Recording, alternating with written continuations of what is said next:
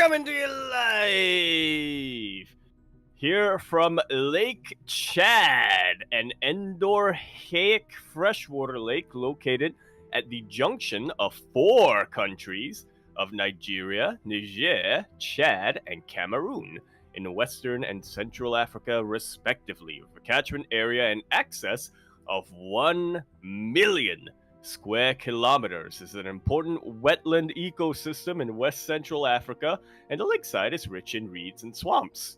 So, suck on that, Lake Huron. You only got Canada and America. We are here today with episode 34 of 35.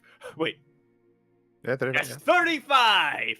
35 of the PondCast once again. And as always, I'm your host, Yaku of Dizaku, and with me today is el importador, exportador que necesita 0 trimestres. And as always, of course, we are being produced once again by Mistrz Klikniechkitore ni Porjewe Wix 60 Squats and Seki Kuro. How y'all doing? What's up, Yaku? What's up? We are back. It's great to be back as well, Yaku. Good to see you once again on a weekly basis here during the PondCast. And, mate, we got a lot to go over. We got a lot of news. I was gonna open up today with we gotta keep things condensed and compact and succinct today because Twitch be twitching, which we're gonna be getting into a little bit as well. But it is not gonna be easy because man, it's been a long week. Oh, yeah. It has been a very, very long week, and we may as well jump right into it. For those who are curious, again, this is our weekly talk show. We go over the results of tournaments of the week alongside news related to StarCraft and impacting StarCraft. And the first big thing that we are to get into here, I guess briefly, I don't know if there's much to get into, but that is ESL Play. ESL Play is going to be shutting down in April. Yes, that is the website that ESL uses to host or to organize the online tournaments and the Open Cups and things like that. ESL itself is still fine. It's not going anywhere. It's just merging with the Faceit group. And so from now on, all tournaments that would have otherwise been hosted on ESL Play are going on to Faceit.com. Yes, Faceit, they acquired ESL many, many years ago at this point. And for the merger, I mean, it takes quite some time for the merger to get fully underway. You can see something similar with like Microsoft's acquisition with Blizzard, where it does take time for them to go over everything, to go through their merger, and to eventually make changes as well. And one of those changes, as you mentioned, is the moving of all these tournaments over to Faceit. The Faceit platform is already up and running, but everything will be slowly, when it comes to all the open tournaments, when it comes to all the brackets, the qualifiers, everything will be held over on Faceit instead as a website.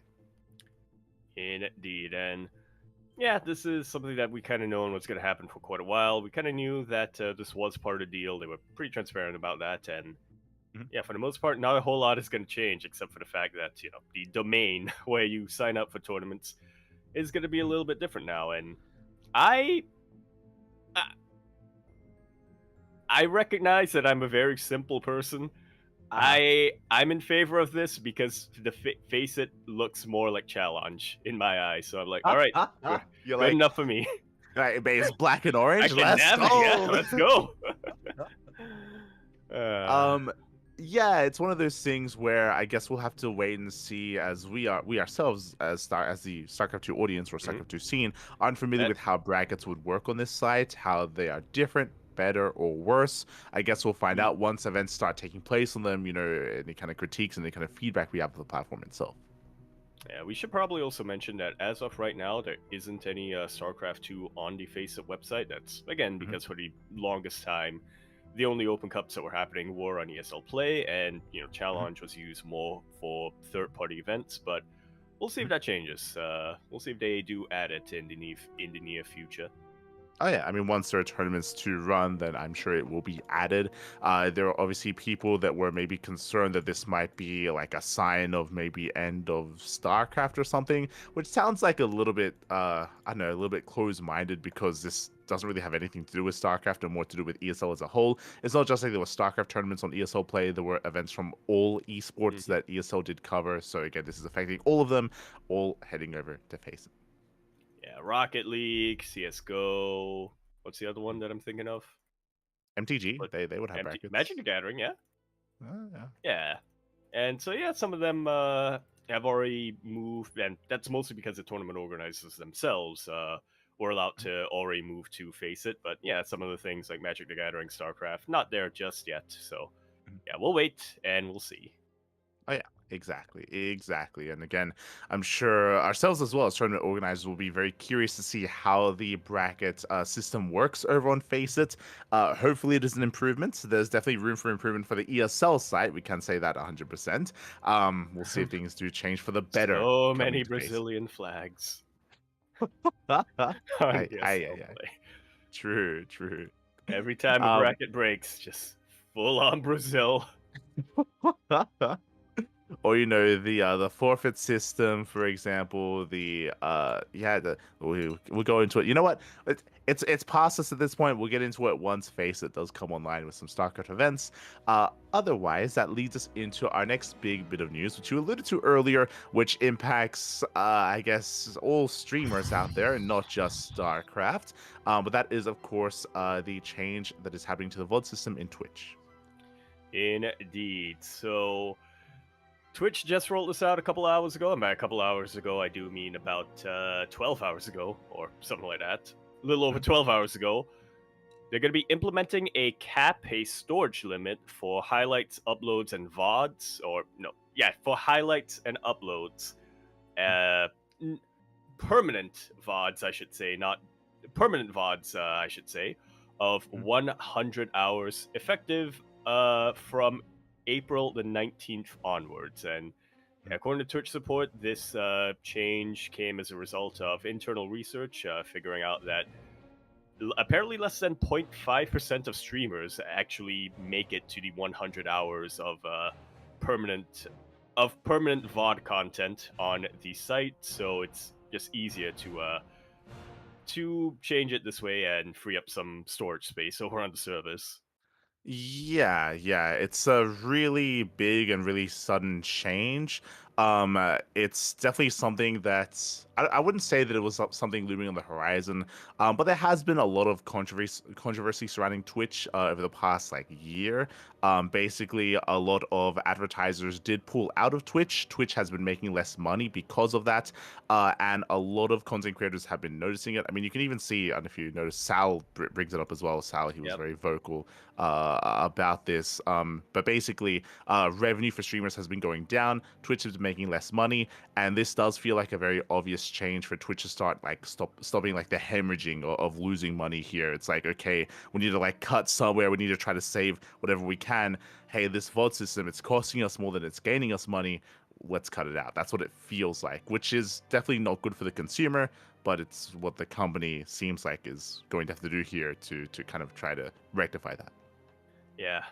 Seems like, I don't know if this is an inevitable change, as you were saying, but yeah, I think this is probably a change that makes a lot of sense just based on what we've been hearing from Twitch here over the past couple of years. They are looking to stem the tide somewhere, and I guess they kind of realize that most people do prefer to use YouTube and stuff like that for their VODs anyway, so yeah, they are no longer looking to spend money on this. They would rather just cut it out entirely. So yeah, for everybody out there who's listening, once again, this is a PSA. Make sure that you export any of your temporary VODs, and actually all of your, if you do pass that 100-hour mark, all of your permanent VODs as well to somewhere else. I know they say that less than 0.5% of streamers exceed 100 hours, but we are squarely within that 0.5%. So, yeah, the next month or so is gonna be really real fun going through all of that exporting.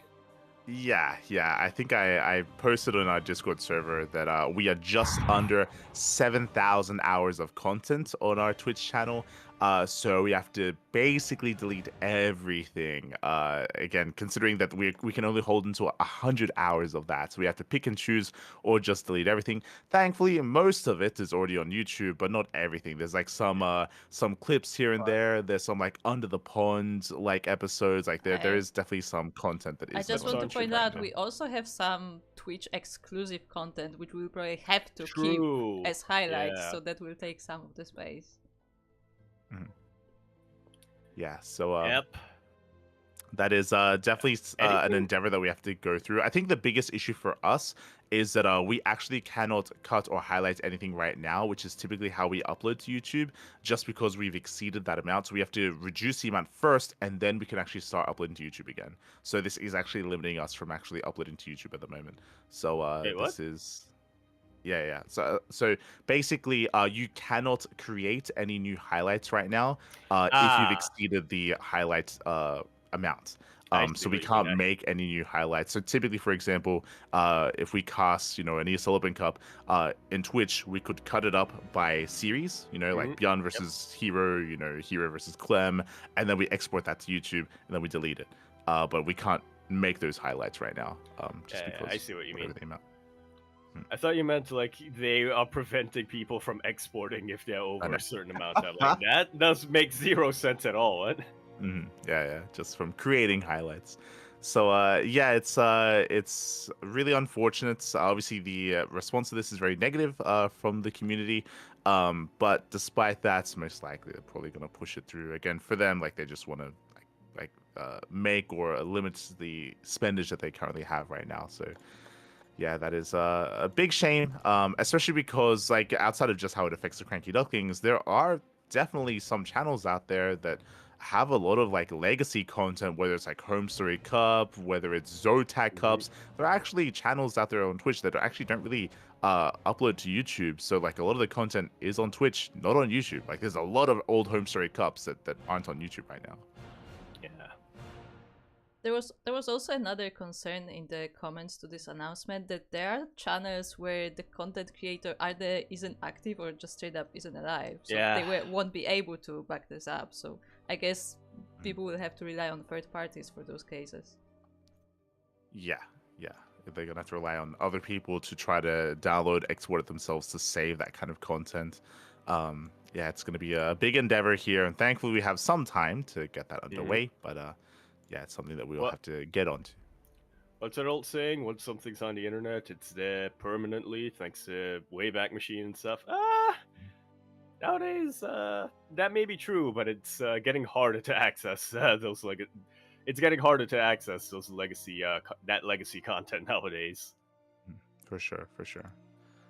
So yeah, hopefully everything goes well there. I mean, again, that isn't the case for everything. I remember it was the Brood War Zotac Cup, the one where infamously The one with Larva.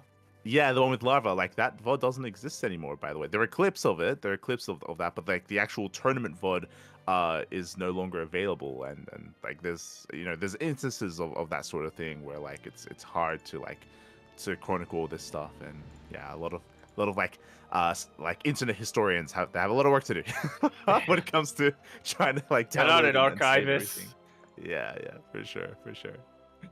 I know Wayback Machine is struggling when it comes to keeping the servers up, but anybody else out there who is generous to host this stuff, get on it. There you go. Up next is something more StarCraft 2 specific here. We have this week's GLHF interview. This time, though, it is one of the Home Story Cup interviews with Eon Blue. Yes, there are still a couple of Korean interviews in the works. They are still going to be coming down the line, but again, as Zombie Grub has mentioned previously, those are a little bit longer, and translating and editing all that stuff is getting a little bit difficult. So yeah, in order to keep on schedule and in order to give us more weekly scheduled content, I did release the Eon Blue interview from Home Story Cup, as he was saying, the shortest one so far. But not necessarily a bad thing, especially for us this week when we have a lot of news to cover. True. Keep them short. Kappa. But yeah, as you mentioned, we actually brought this up last week, if you recall, that ZombieGub was Yep. looking for someone to help out when it comes to editing, just because it is getting a little bit overwhelming, and this is kind of the byproduct of that, where it does take a lot more work, a lot more effort to get into translating and timestamping and actually adding subtitles and cleaning up the Korean interviews. So because of that, it Also, seems like. Mhm. yeah, on top of that, sourcing clips from way back that a lot of the the Korean subjects of the interviews tend to talk about, and Mhm. then at some points also having to upscale them or upscale the resolution on those videos, which also takes time. Yeah, it's a lot. I wouldn't wish that on anyone. For sure. So I guess another opportunity for us to remind you, if there's anyone out there that is maybe a little bit more familiar with the editing program that ZombieGub does use, then I think it was with DaVinci, I believe. Then maybe you DaVinci can try to. Yeah, you can try to reach out and help and assist with that, as it does seem like ZombieGub does need some support. She is willing to pay for that work, of course, as well. But in the interim, it seems like ZombieGub does want to keep that weekly schedule of at least one interview per week going, and she's been diving into some of her Homestead Cup interviews as well. Yeah, stay tuned. Yeah, exactly. It And Yeah, and to the interview itself, I just realized we probably shouldn't gloss over it just because it was short. Yeah, pretty interesting. I think it was a very relatable thing for me specifically, as Jan Blue was talking about how being a broke student, he couldn't really attend a lot of these events until he was fortunate enough to have a couple of them take place in Germany itself. For sure. Eon Blue, he was, of course, the first of the Homestead Cup interviews to be released to the public. And big fan of Ian Blue, of course. Big fan of Ian Blue. He has been to so many Homestead Cups, and it's a big part of the European or just the StarCraft scene in general. Yeah, without a doubt, big part of it in the past couple of years. Ever since he attended his first Home Story Cup, I think he said it was like 10 years ago, something like that. Mm-hmm. Yeah, it's always been around and always been having a pretty good time. What I found really interesting about this interview in particular is ZombieGrub actually asked him about his favorite players, and he mentioned that initially his favorite player was Snoot, and he mentioned that a big reason for that was specifically because he liked his playstyle of being a very kind of defensive and reactive Zerg. And then he also mentioned that that's the same reason why he likes Cyril a lot, especially in 2018 when Cyril was really making his rise. He was basically the exemplar of that style. And what struck me from that is I had to double check because I was pretty sure, and I was correct, Jan Blue plays Protoss. And so, but then when I thought back, I looked at a couple of Jan Blue's previous matches, and I was like, you know what? That actually tracks because he also has that kind of more defensive style, similar-ish to Showtime. I guess I should say, which I think just really goes to show that certain things when it comes to StarCraft 2 aren't necessarily faction or race specific. It is something certain styles like defensive and aggressive and stuff like that can carry over no matter which race you play. I'm sure they could. He is a Zerg player. Wait, what? Yeah. We casted him. Yeah. Wait, what? Yeah, I'm checking his Wikipedia. Zerg player from Germany. Wait, what? That's not. I saw the Protoss symbol the other day. I'm not crazy. I refuse to be gaslit. Okay. I don't know who's gaslighting you. I saw the Protoss symbol there. Are you sure you didn't type in like Wellmu instead of Eon Blue? No, or something? I typed in Jan Blue. I saw Jan Blue. It's same portrait. It was the Protoss symbol over there the other day. I should probably point out I got a collective like 10 hours of sleep last week. No, it's fine. I mean, Eon Blue, like, yeah, it's so good, so good. He has competed as Protoss before. I can say that at least. He's a little bit of a stint in that. But yeah, it was a really interesting interview. Definitely a different perspective as well.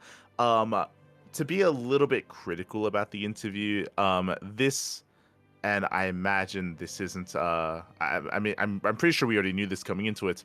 This did feel a little bit less planned when it comes to the interview and the questions asked.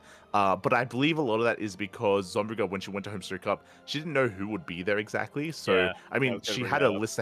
Yeah, she had a list of players ahead of time, of course, but Blue wasn't a player at this recent Homestead Cup. He was there, but he wasn't competing. So, like, she would find whoever she could and have these more impromptu interviews. But because of that, they were a little bit less structured, a little bit less pointed, and yeah, because of that, it was an interesting one where, yeah, a lot of the questions felt a little bit more off the cuff. Where she was asking like, okay, what are your thoughts on Neep? What are your thoughts on Cyril? What are your thoughts like that sort of thing, right? Where it wasn't necessarily a more natural interview here instead. Yeah, it very impromptu, like you were saying, and I think you really hit the nail on the head there. It was improvised. They again, she didn't know for sure that Blue was going to be there, so yeah. Compared to something like the Drunk StarCraft video, where she knew for a fact that Coca, TKL, and Indy were going to be there as casters, she was able to plan things a little bit better and a little bit more. But yeah, for sure, that's just for how sure. it goes a lot of the time. Yeah. Again, from what we know, she was just getting whoever she could to interview at Homestead Cup, just because there were so many people there, so many people that she hadn't prepared for exactly. Because it would have been really cool to have heard a little bit more. We got glimpses of it from Blue. It would have been really cool to have heard his perspective, going from a fan to a player. His perspective being behind the scenes so much. He talked about how like, oh, he would get VIP passes, or he became really good friends with Pig, and because that Pig would kind of get him in behind the scenes as well, and he'd have this kind of like different perspective on the players and on the pro scene. It would have been really cool to have delved a little bit further into that as well. And he spoke about it himself a little bit, but I think that would have been really interesting to have heard from that perspective. And also like he mentioned how he like wanted to go pro a little bit, but didn't fully commit. To have asked about that as well, right? Like what kind of motivated him to try to go pro? Like what stopped him? What did he learn from that experience? Like I definitely do feel like there could have been more to learn about him. I guess because it's more impromptu, it did feel like this interview was less about him and more about like his thoughts on other people instead, right? Yep. Despite the fact that he himself is a figure in the community. Yeah, which definitely does seem like a bit of a missed opportunity. I mean, I guess it kind of makes sense, right? Blue, as a fan, was there since. I think he mentioned it himself. He was around since around the start of Heart of Swarm, so it's good to get that perspective and good to see the evolution of the scene through the eyes of somebody like Blue. But it does definitely make me wish. And wonder. It does definitely make me wish that we could have a follow-up in the future or something like that, where we actually do have questions that we can plan out for him. Yeah, and it's understandable because Blue, he is more of like a niche player. Like he's not like he's not like a Mana or a Cyril or a Kira Marine, Big Gabe, right? Like he's not like a big star in the European scene. But despite that, like maybe it's because we've always had a soft spot in our hearts for like the amateur scene and amateur players. But like it's always it always is inspiring to hear that kind of story from him, especially because he did reach GM, right? He did reach like semi-pro level. He joined a pro team, right? Like he had his own journey as well. Maybe less successful than some of these other players that he's talking about, but playing open qualifiers, for sure. But regardless, is definitely a good thing to tune into. Do check it out to hear his perspective. Talking about how he was behind the scenes or staying up for tournaments. I feel like I'm never going to recover from this. I literally wrote down on my paper notes here. Blue, parentheses, P. It's fine. Don't worry about it. In hindsight, I think that was actually a question mark in the parentheses that I... It's all good. Don't worry about it. Like, he sounds like a Protoss, he just sounds like a Protoss player, looks like a Protoss player, I mean, what can we do? Look, he's from Europe. It's a safe assumption to make. True, mate. You got like an 80% chance. You hear a Uh, European player, it's probably Protoss, mate. It's probably a Protoss. True. God, we'll get into that later. Don't you worry. We'll get it. I think it was a question mark I wrote down. It's fine. It's fine.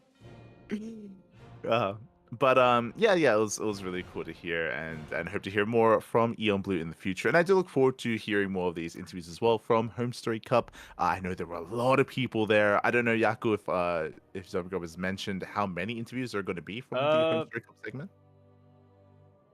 There are definitely a few. I think.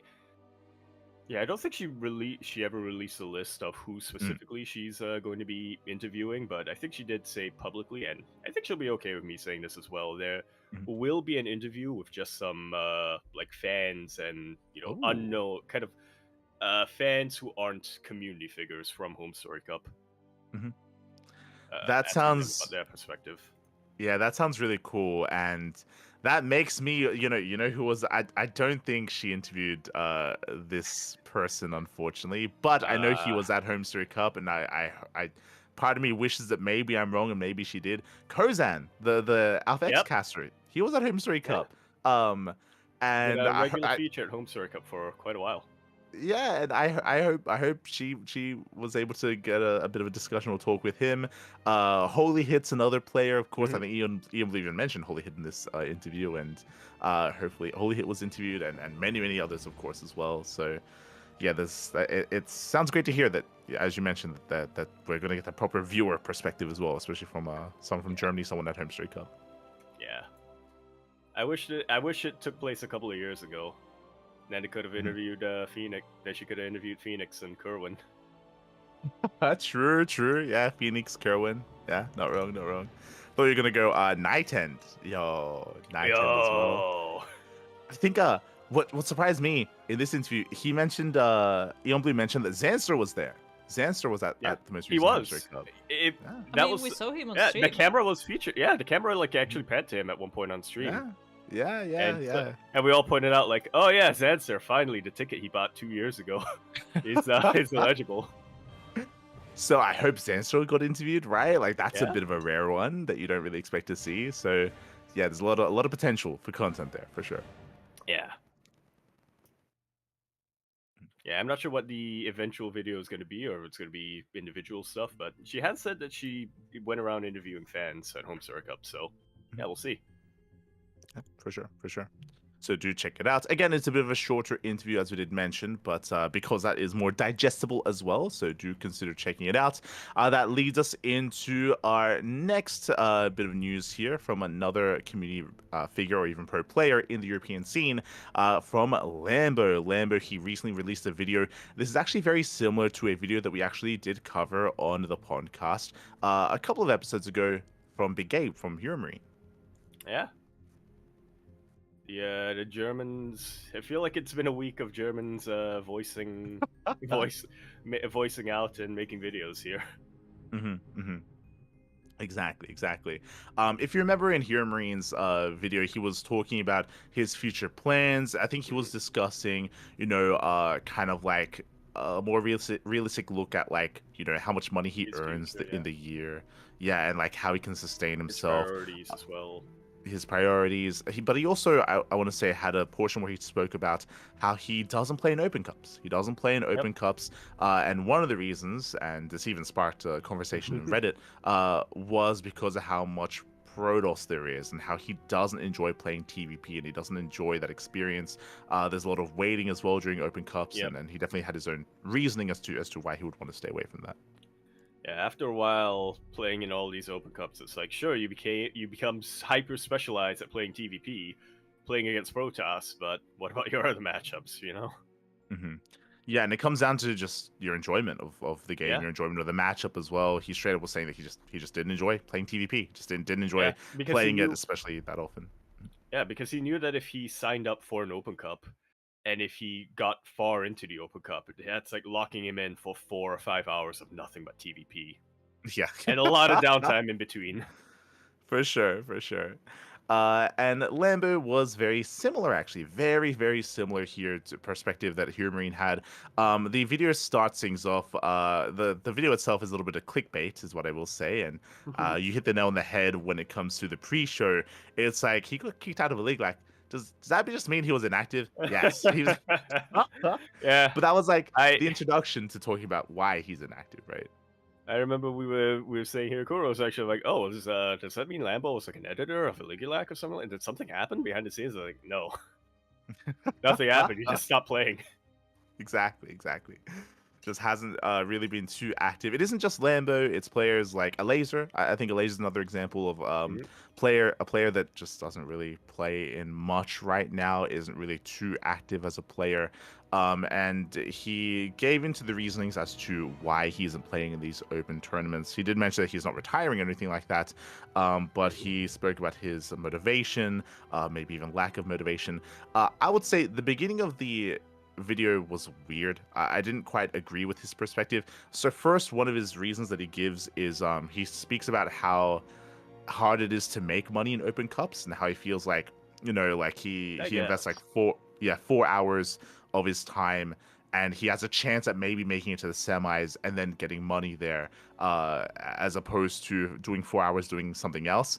I'll be honest, it felt like a little bit of cope. Like he doesn't even because he doesn't even stream that often as well when it comes to his ladder or when it comes to during that time slots. It felt like what it felt like to me? It felt like when you're writing an essay and you have your points, but you need to pad it out a little bit. You need to pad it with a paragraph. This was very relevant to me. Right? Yeah. True. Yeah, because I was gonna say, I'm sure a lot of people will watch him if he streamed his POV during the Open Cup as well. If money is a priority there, if he's looking to make money, because I know that a lot of pros don't like streaming their POV because they feel like they can't really focus as much on the game compared to other things. But again, if you're saying that you're worried about not being able to make the semis and not being able to make that money, then I feel like it might be worth it anyway to just do that. For sure. Different players have different perspectives and priorities on that. So, yeah, and again, that's only the first part of the video, and then it feels like he gets into what really is the more deciding factor, which he starts talking about. Again, what Hero Marine spoke about how it's just almost purely Protoss, how it's purely ZVP. At Lambo, he's a little bit more specific when it comes to the ZVP matchup. He emphasizes that he doesn't enjoy playing it. He just doesn't enjoy playing the matchup right now. It's less about balance, but more about, as I mentioned, enjoyment. Like he doesn't feel like it's a fun. Well, it doesn't feel like it's a fun experience. The current meta and the current dynamic between Zerg and Protoss, and because of that, it's just you look at a bracket. It's like, do I want to play 4 hours of ZVP right now? Yeah, right. Like, do I, as you mentioned, right? Do I really want to play 4 hours of ZVP when I could be doing anything else right now? Like I could be making a guide. I could be streaming. I could be doing custom games. I could be playing League of Legends. True. Rainer, is that you? Oh no! Oh, the rift is calling, mate. The rift is calling. But again, at a certain point, it's like, how many games of ZVP can you grind out when you start hitting diminishing returns? I get it. For sure. And for him, it has kind of hit a critical point where it's just something that he doesn't enjoy. I think a lot of players are similar. I want to say Alazer is very similar as well. I think that's also probably one of the reasons why he also isn't playing in these events anymore. And this does spark like a broader question. I mean, I say that we already kind of spoke about it a couple of times already over the past couple of episodes, but like it isn't helping that there are a few Zerg players right now and they're demotivated to play, which means there's even less, which means, I mean, we've seen like the race distributions, right, in these open cups and how dire it kind of is, especially when it comes to a viewer or like a caster. It's like, oh, okay, it's time to lock in for like a pure PvP cast. That's a way go. For sure.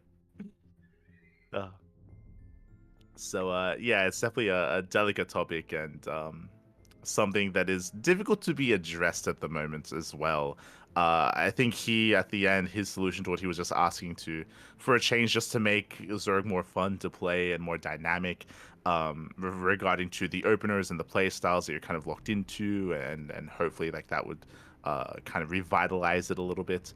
I think I had a discussion recently on stream about how it's a difficult thing to do right now because it's, at least from the player or from the caster and viewer perspective, right now changing the game, I don't know if that'll help us too much, just because it feels a little bit dire. But right now there's just it's an issue when it comes to the population of the SC2 player base, right? Yeah. Like it doesn't like if you have a tournament and you have one Zerg player who's Solar, and right now if he's going down in like the quarterfinals, if he makes it to the finals because we buff Zerg, that doesn't fix the issue because there's still only one Zerg, right? Yeah. Like, Yeah, but which again, I guess that's why he is calling for or asking for an update that would make Zerg more dynamic and more fun to play, as opposed to just making Zerg stronger itself. To ideally get more people, more Zerg players to get more motivated to come back in and be like, yeah, okay, I'm at least having fun while I'm doing 4 hours of nothing but ZVP, something like that. Yeah, that's definitely a lot easier said than done. There's a part of me that has to wonder how much of that is also, and I think it's somewhat related to what you're saying about the lack of Zerg population in these tournaments. Part of me has to wonder if it's also a fact that just because fewer Zerg players are playing right now, it also means that there's less experimenting going on, and there's less less Zerg players out there trying to figure out different styles and different metas and things like that. Because I'm going to be completely honest, I feel like I've heard this complaint for the past 3 years, but from the perspective of Protoss players. Protoss has to open the same way every time, otherwise they're dead each and every time. And then eventually, we had the overhaul of energy overcharge, and that's shaken things up a lot. So on the one hand, I can see why having another change or an overhaul to something fundamentally related to Zerg is very tempting. Because it's proven to be successful with Protoss. But on the other hand, I'm like, maybe we should, I don't know, maybe a player can figure something out first, or not even a player, but just somebody can figure something out with the current balance first, and see if we need to, and then we can see if we need to change things. Yeah, I think I would agree with that if this was like a recent trend. But I think we spoke about this last week where we brought up the fact that like the population of Protoss and the in a way almost overpopulation of Protoss has been around for a very long time, right? Like it's like this has been the reality since at least 2020, 2019, maybe even longer than that. So like talking about how like Protosses were kind of talking about this. Yeah, exactly. But they were still active. They were still playing. They weren't being deterred from competing. Whereas it seems like that's the case here. And it isn't just for Zerg players, for Terran as well, right? Like we spoke, like it isn't just a Zerg issue, but there's also Marine, minimal Terran representation here in all these tournaments. It's affecting both races currently. True. Which is definitely a difficult thing to approach. Difficult thing to try to remedy, if at all. So. Yeah, just hearing Lambert's perspective as to that. I guess after hearing that, I am more in the camp of overhaul Zerg now. Overhaul Zerg, switch things up, but at the same time, it's just saying, it's still affecting Terran players are still being demotivated because they don't really want to play 4 hours of TVP and stuff like that. I gotta say, that makes you realize Protoss players are built different. They can make whatever change. Like the Balance Council can overhaul anything about Protoss, and Protoss players, they're still gonna sign up for everything. I think the difference, this is the real difference. The problem is that these changes, they impact PvP the least, and that's all they're playing anyway, so they're fine with it. There we go. Hey, PvP hasn't changed that much over the past 5 years, so they're good with it. They're fine. They like it. That makes a lot of sense. I thought you were going to say the problem here is the legacy of Zest. Protoss players looked at Zest and they were like, we can't let him down. He's playing in literally everything. No matter how inconvenient. Exactly. They took it to heart. They looked at Zest as the pariah. Mate, they got to follow him. Yeah. They got to follow. True. Exactly. The last thing he spoke about was events that he does enjoy playing in that feels like a breath of fresh air. I think he was talking about like Euthermal's 2v2 tournaments, which we'll get into as well. He was talking about like more fun events, like whether it's 2v2, whether it's 2v1, like community run events, show matches as well, which aren't big brackets, but individual player versus individual player. And he gave a lot of praise to WTL, which he really did enjoy, which is a more preparation based format. Yeah, preparation-based format Sweet. that wasn't just limited to GSL. Speaking of, WTL. Yeah, that's why you got it, mate. That's why. So I got it. It was from 2 years. Yeah, 2 years ago at this point, summer. Mm-hmm. It's one on-site one. There you go. But yeah, preparation style that is rare outside of GSL, as you were mentioning, and also just the fact that having a team league itself is a huge motivator for players and for viewers. It's for sure. So once again, this kind of topic bloodletting is over the past year. 100%. So once again, this perceived issue is brought to the forefront, and we'll keep you guys posted if there are any. We just had a patch as a problem, so I don't see another balance patch happening in StarCraft 2 anytime soon. But regardless, we'll keep you guys posted nonetheless. That leads us into our next bit of news here from the side of Crank. A bit of quote-unquote news. Basically, Crank, he was speaking a little bit more freely on stream. This was only a couple of days ago. And he actually, the topic of EWC, the topic of Onside was brought up, and he elaborated a little bit on the plans of his team and the plans of Onside. Yeah, when it comes to EWC, he is very much in the same position as all of us, still unsure of what's going on, although he has mentioned that, there are internal talks going on. It's just nobody knows what's going on in those internal talks and what's going to come out of it. On the side of On-Site Gaming, though, and by extension Team Vitality, they're doing pretty okay, or rather, I should say the team owner and the team managers of Team Onside and Vitality are committed to the StarCraft 2 roster for at least until the current year's end. And hopefully, at least until the current year's end, and at least for 6 months after we get an announcement. Like, if there's no announcement for EWC or anything like that, or if they announce that StarCraft 2 isn't going to be around, they are planning to still support the players for at least 6 months. Yeah, exactly. So we have confirmation at least of the supporting of Team Vitality or of Onside Gaming at least for the near future. They're also still waiting for news, as you mentioned, but they also mentioned that they are going to be recruiting a new player. They, of course, did lose Solar at the end of last year, as Solar did join Team Falcons, but they are looking to pick up another player instead, which is definitely exciting news. Yeah. Solar began his villain arc. Yeah, it's true. Leaving Team Vitality. So they are looking for another player, somebody to recruit. I don't know if I don't think he mentioned if they are actively looking for suggestions, or if they are already in talks with someone, or if there's already candidates or already open free agents that they are negotiating with or anything like that. But the plan is to have a trio on On-Site Gaming. I know technically it's already a trio. It's Maru, Ryung, and Crank, but Crank doesn't really count. Hey. He played a couple of show matches at WTL, I'll have you know. He is the Chicken Lord. That is true. He is. Yeah. You can't say Maru's not the Chicken Lord. Take that, Maru. Oh, no. My question to you, Yaku, and it's a hard one to call. I don't know if you have any thoughts. I have my player pick. If you is your have player pick Impact? Oh, true. Oh, mate, he'd be a good addition to the team. If we looked at the current teamless players, I would count out them, maybe pulling a player from an existing team, but the current teamless players in Korea, who would you see joining Team Vitality / Onside Gaming from the current teamless Koreans? Man, I have to... Do we have a list, a spreadsheet of teamless Korean players? That's I think there's a teamless category on Team Liquid, but let's see. I don't think that's been updated. Wait, probably okay, not. SC2 teamless players. Let's see.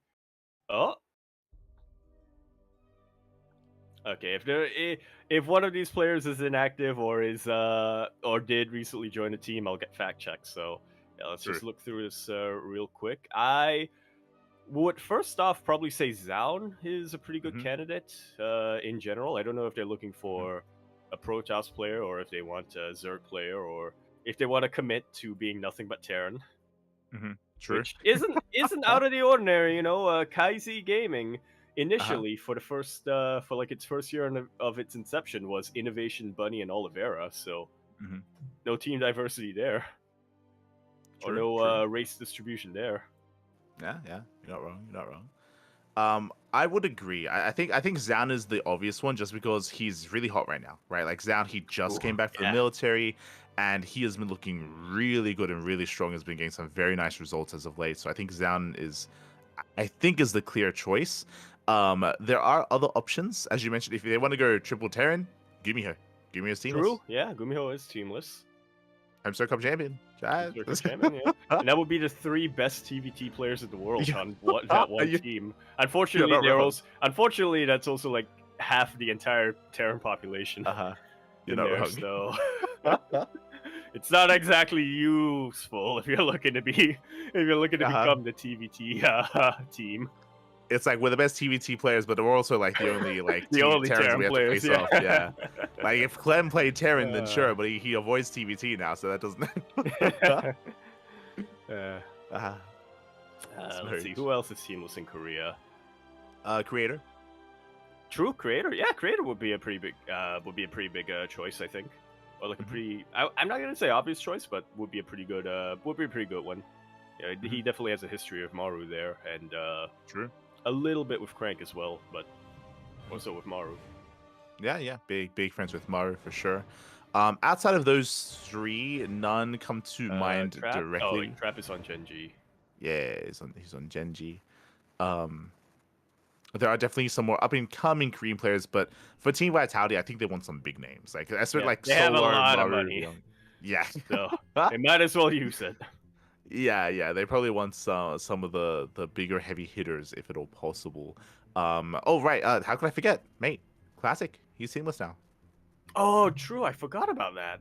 Yeah, I keep thinking of Classic as being on Twisted Minds. For sure. If you recall, we did mention how a lot of the players did end up leaving their teams in recent memory, but Classic was one of them alongside Gumiho, so that would be another actually good pickup, to be honest. Yeah, so they definitely have some good options. They have some good options. I don't know if there's like a wrong choice there. In my mind, I'm thinking Zaun, but I mean, I don't think we could fault them for picking up Gumiho, Creator, or Classic either. Yeah, all of them really good choices, but I feel like it's a little unfortunate that there's not really a strong Zerg option for them to pick from. Unfortunately not. The only one that comes to my mind would be DRG, but he has been very inactive over the past 2 months. Like he hasn't really been playing in much stuff, so I'm not saying he's retired, but he's at least inactive right now. Most likely waiting for EWC to be announced. So he's definitely it's hard to go for DRG at the moment. Yeah. Now, if they were to expand out of Korea, true. There would be other options. Got, but Spooky over in China. There you go. Oh wait, let me double check that real quick. I'm not entirely sure he's teamless. But yeah, so with that, basically, we did hear from Onside. They're at least going to be supporting their players until the end of the year. And again, they're looking for a third pickup, which is exciting news. Does bode well. Is positive for sure. Seems like the team owner might know something we don't know. That's what I'm hoping anyway. Maybe.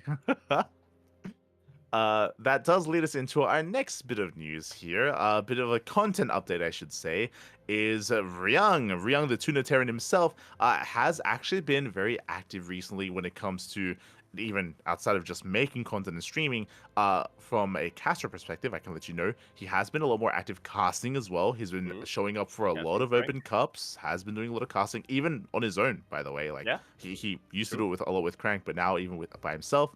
But has recently started making some content in English. Yeah, which is definitely cool to see. Ryung honestly would have been one of the last players who I would have expected, one of the last Korean players who I would have expected to start doing English content. But yeah, it's great to see it come out from him recently.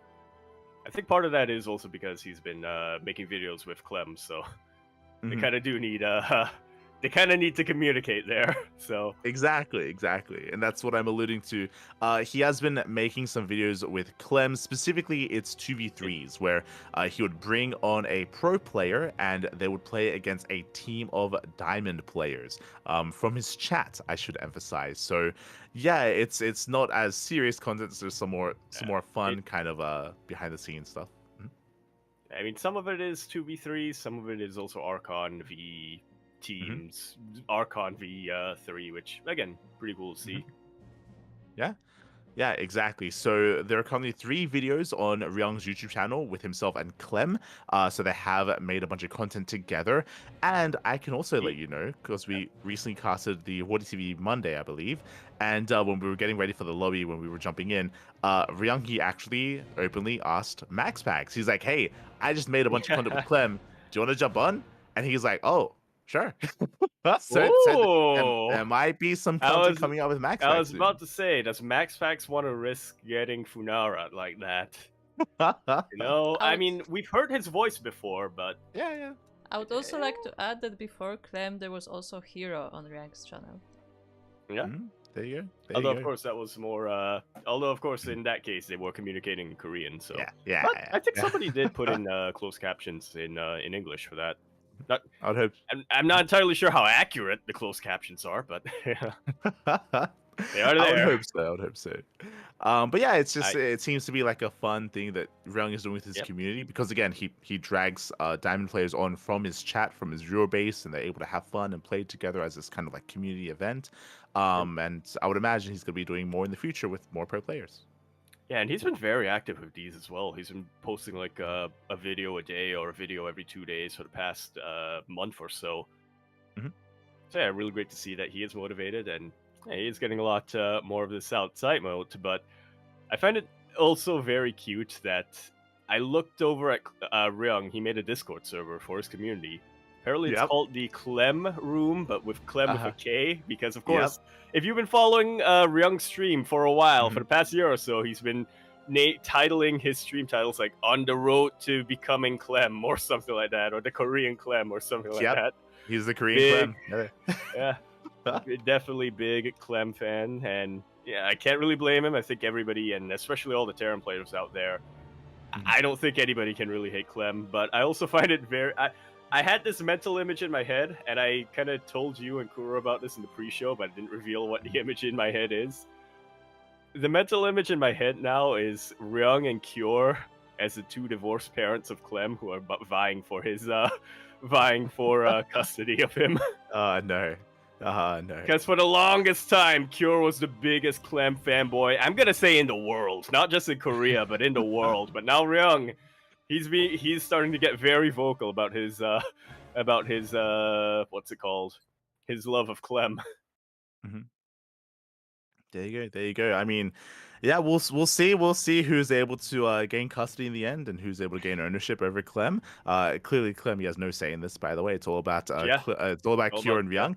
Exactly. So best of luck. But yeah, you don't listen to the kid. Why would you do that? Exactly. They don't know what they want. True. So do consider checking out Ryung's. Exactly. Do consider checking out Ryung's channel, and do keep an eye on it again for future content with other big pro players. Hopefully it will be shared around social media whenever that does occur as well, just because I know the channel itself is in Korean, so it's hard to check it every single day to see like what is coming up next. But yeah, keep an eye open, and it's really cool to see that Ryung is just diving headfirst into content creation. Yeah. Which again was kind of his original plan when he came back to the military.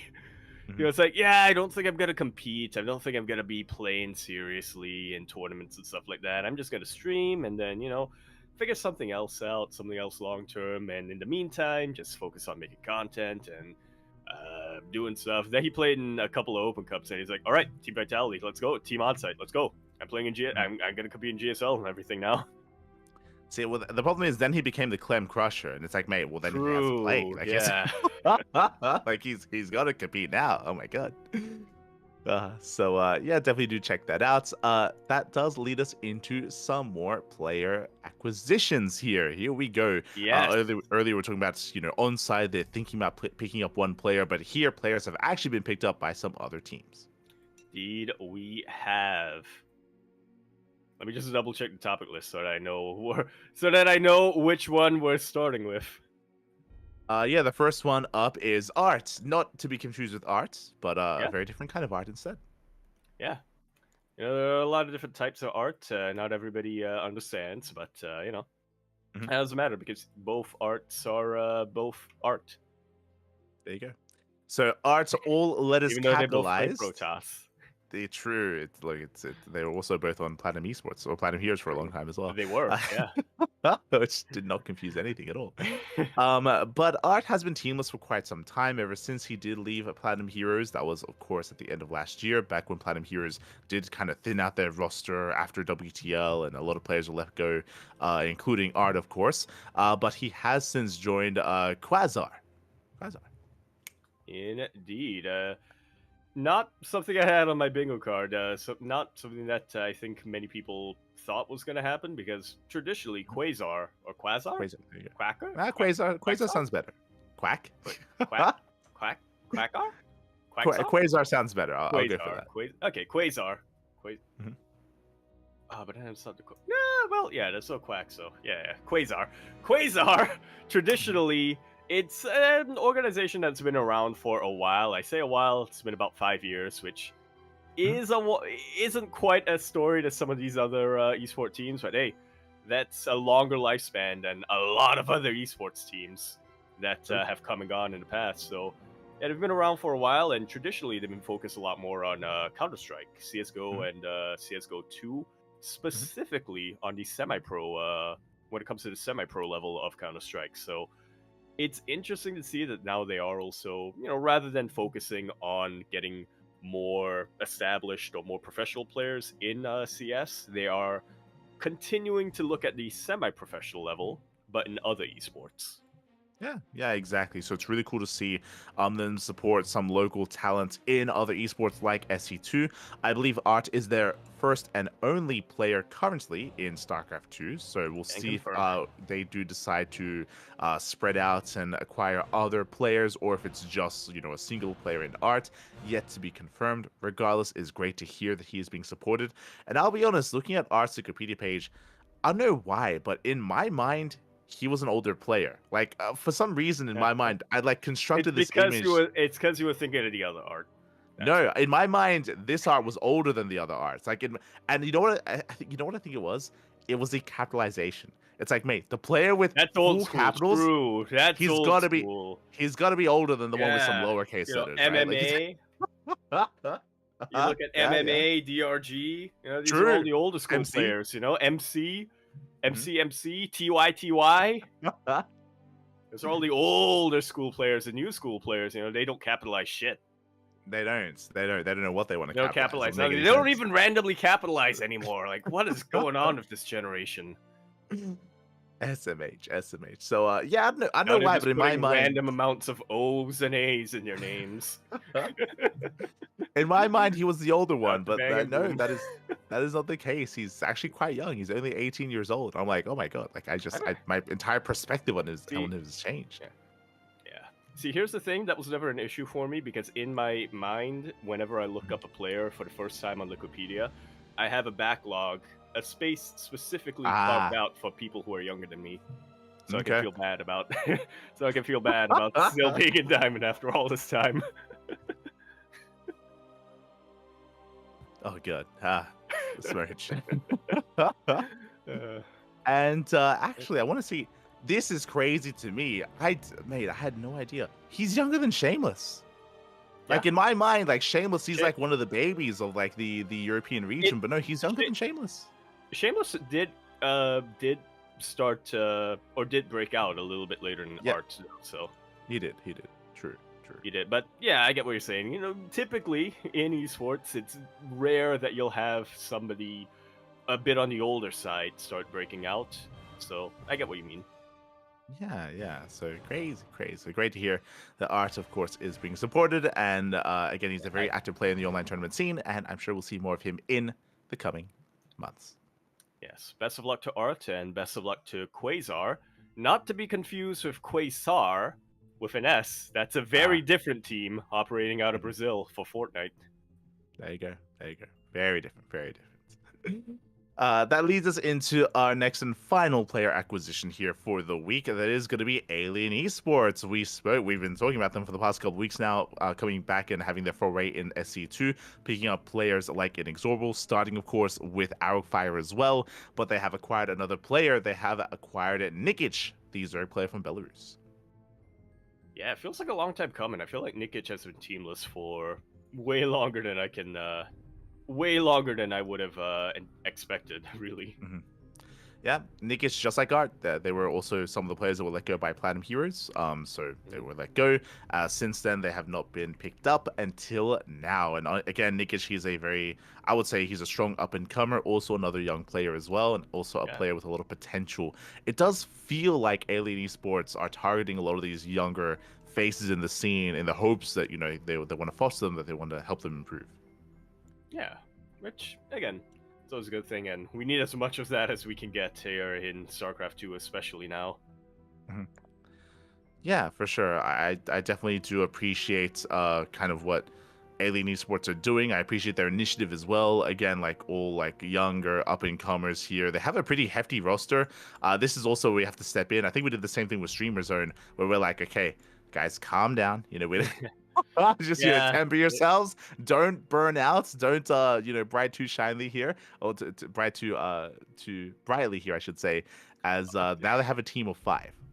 What you said initially made perfect sense to me. I was like, what? No, that's correct. Don't bright too shinily. Yeah, I was like, and then you were like, no, wait, I should correct myself. I was like, oh.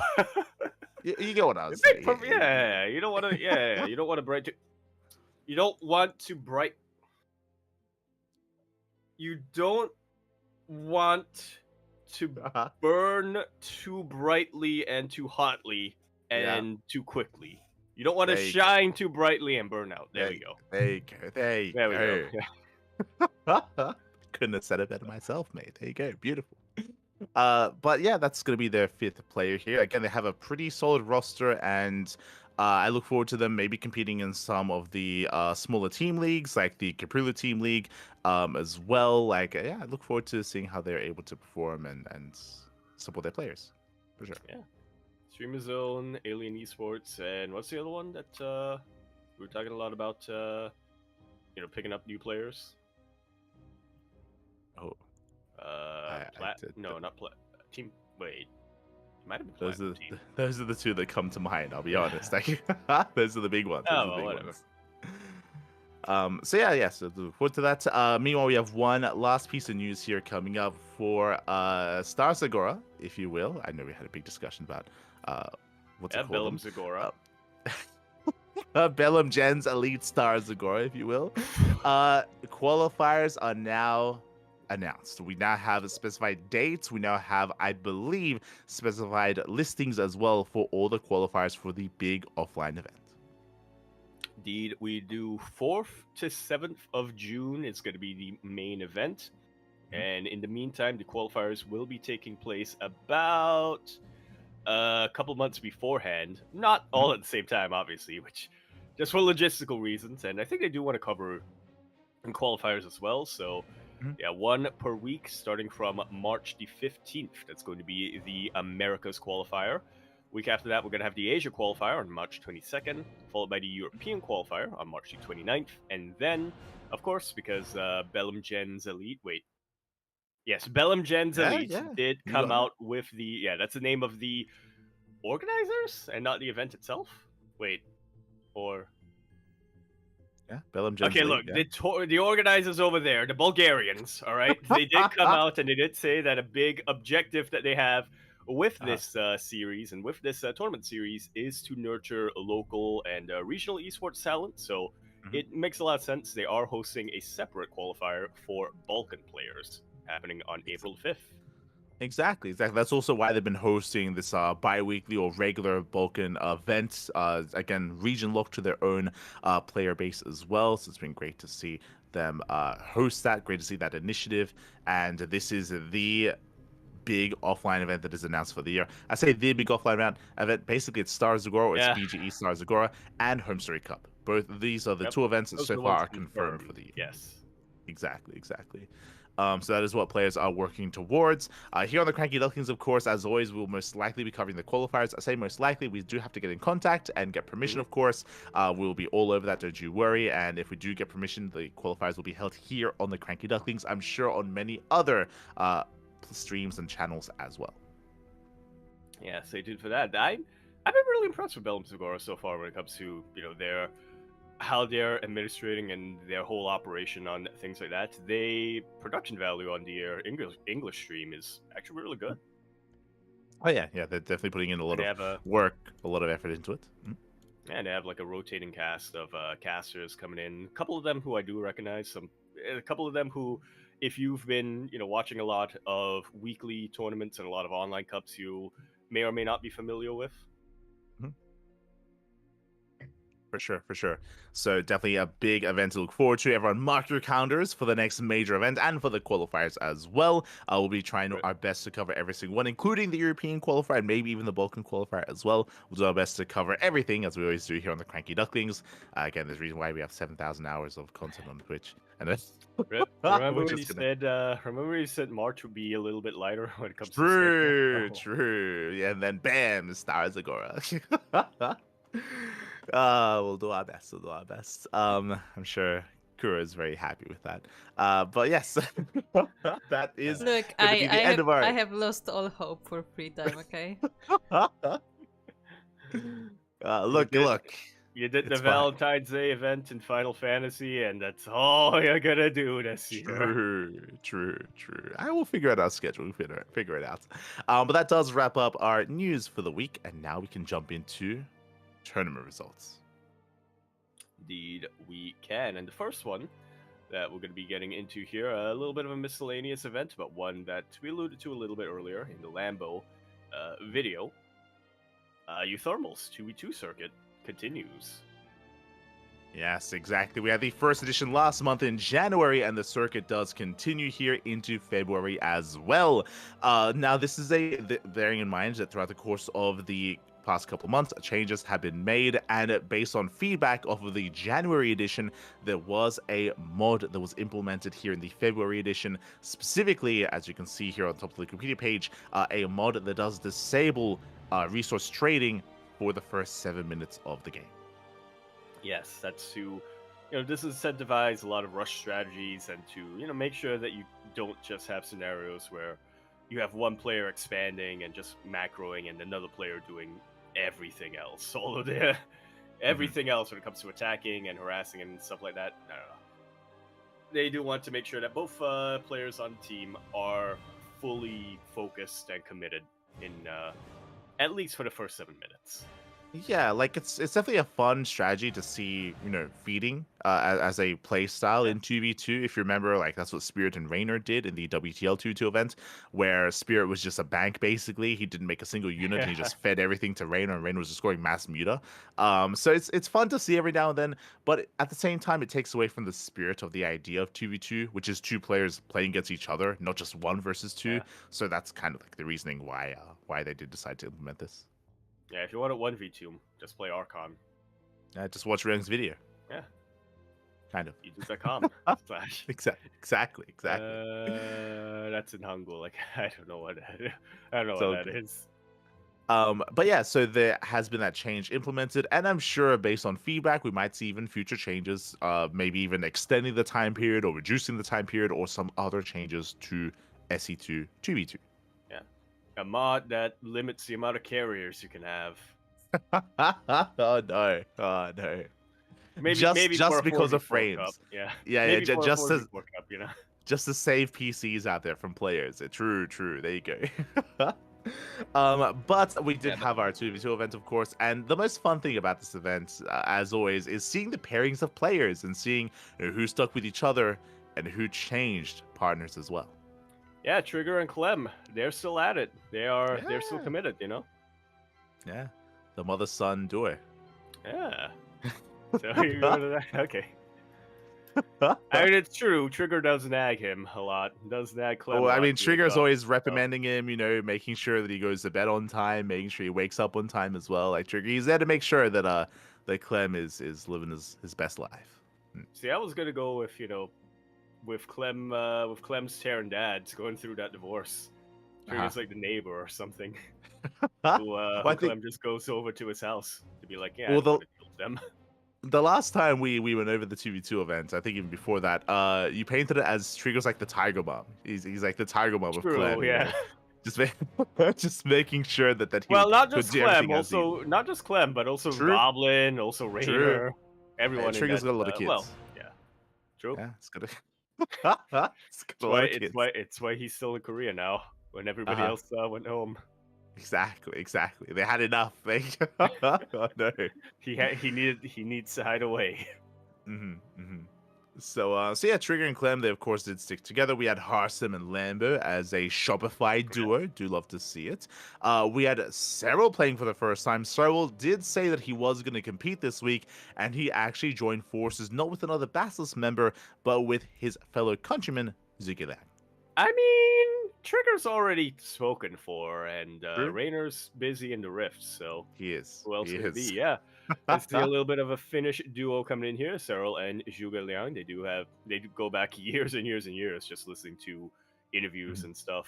Played a lot of Nation Wars together, and apparently also Zhuge Liang drove Cyril to the first Asus ROG or something like that. I don't really know what went on there. Yeah, They go back years. Exactly. It's always really fun to see these friendships and relationships outside of or in the game in a way, right? It's like I remember adminning, because we were adminning the events. There were a lot of people, because they got casted by Euthermal. There were a lot of people in the chat that were like, who's Zugilang? Is he like a Chinese player? Like, who is this? Like, there's a lot of maybe newer people or people that aren't as ingrained into the scene that don't know Zugilang, because he's not an active player right now, right? Like, he's not an active competitor. He plays in like local events, but outside of that, doesn't really play much else. So if you're a little bit newer to the scene, you wouldn't really be familiar with him, which is why it's cool to see that Cyril and Zugilang, they still have that relationship that's still going strong. Yeah, Zhuge Liang, rather infamously in the last, well, not the last Nation Wars, but the last pre-COVID Nation Wars, beat Su in a best of one, which pretty much ensured that Team Finland ended up winning those finals. Yeah, man, he carried Finland, okay? Oh, yeah. I would say W0 carried Finland off the back of his cannons, but Fair I enough. can see the argument for Zhuge Liang. He was the heart and soul of the team, Pappy. The heart and soul of the team.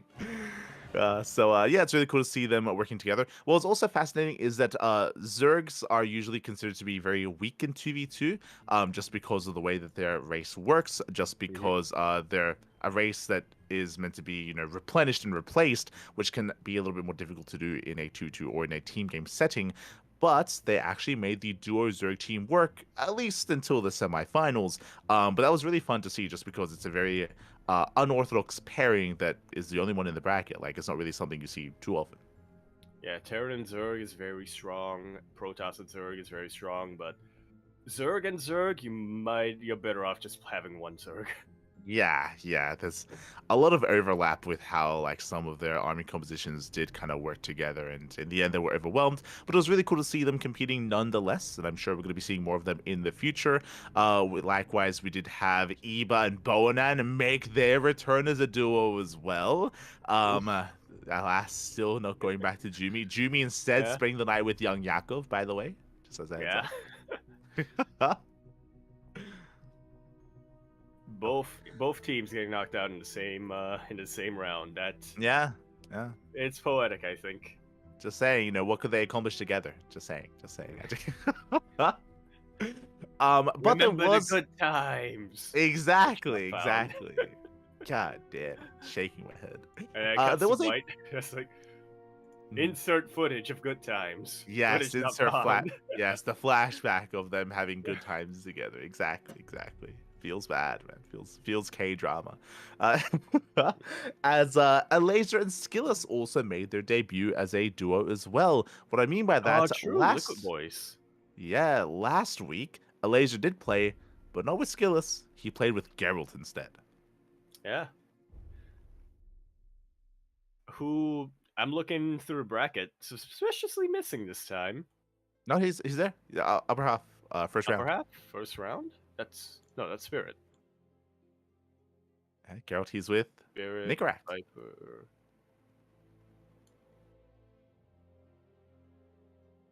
The third match in the round 16. Third. Against Oh, Gabe. there he is. Yeah, there we go. Yeah, there we go. All right, next to Nicarak. Okay, so this, this is even spicier. Then it's not. I was gonna say, a laser after the disappointment of last month hired someone to take care of Geralt, but instead this time they just parted ways. Yeah. A little bit of drama between the two players did part ways. They found their own new pairings, and Laser and Skillus, they did quite well for themselves. They were able to make it to the semifinals as well. And we had a repeat in the finals. Spirit and Max, they were last month's champions. Trigger and Clem were last month's runner-up, and history repeats itself once again. Yeah. Well, kind of, as this time it was the combination of Spirit and Max taking that series 3-2, which is the same result as the previous week. Spirit and Max taking that result 3-2, but look at their positions on the bracket. That's a major difference. Which, Spirit, Max, Trigger, Clem, definitely quite used to these team game formats. From the looks of things, I just like that even in team games, it's been prophesized we still must have Clem versus Max in the finals. Exactly. You cannot escape it, not even in 2v2s. And yeah, honestly, just really close series, really clutch games. Currently, we have a bit of a trend here with Trigger and Clem being the Kongs of 2v2. We'll see if that trend continues, right? Like, it's only happened twice so far, so it's kind of early to call. But if it happens 3 times, then mate, we gotta talk about this. So, we gotta talk about Trigger's discipline style. The Tiger thing maybe not working out too great. Or not strict enough. True. It's possible. It's time to whip Clem a little bit more. We'll see. As for now, congratulations to Spirit and Max. Again, this was covered over by Thermal over on his own channel, and Steadfast as well. They both did cover it in English. Likewise, we did have a replay cast on our channel as well, going over these matches, going over the series. When it comes to the styles that were brought to the table, as you can imagine, Mech and Skytos is the go-to for Terran and Protoss. But we had some unique strategies with some games, Max going Mass Phoenix, with other games going into like Blink Stalker as a transition and trying to catch other players off guard. There was some diversity in the finals for sure. Some diversity. Yeah.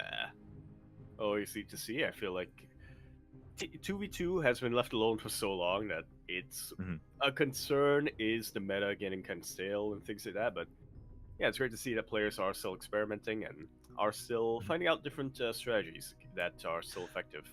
Yeah, I mean, I would argue that because 2v2 has been left alone for quite some time, the meta hasn't evolved, despite the fact that it could evolve, right? Like, there's just not really been much time and effort put into these 2v2 events until most recently, right? With end of last year with Wardy's 2v2 tournaments, here with Thermal Circuit as well. There's just been like a criminal amount of just like negligence to 2v2, and we just haven't had too much focus on it. But suddenly there's like a resurgence of it, and there's definitely attention. Like the viewership for these events is quite high. Like, there's definitely interest from the viewer base in some 2v2s, so it's great to see this being explored once again.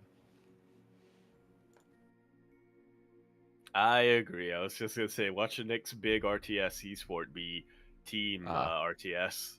True. Is that what Stormgate wanted with like 3v3 or something? Am I crazy? There was a 3v3 mode in Stormgate. That is what they announced initially. That there was supposed to be big focus on 3v3s, which I don't think has happened yet. Not yet. But do Focus on record. fixing things first. True. So that does lead us into our next event. Not a 2v2, but this was a 1v1 format. This was StarCraft Evolution, actually. This was the biggest world, number 26. Indeed, a kind of a shorter show match bracket that we have here, specifically to test out the changes that are on the StarCraft Evolution PTR.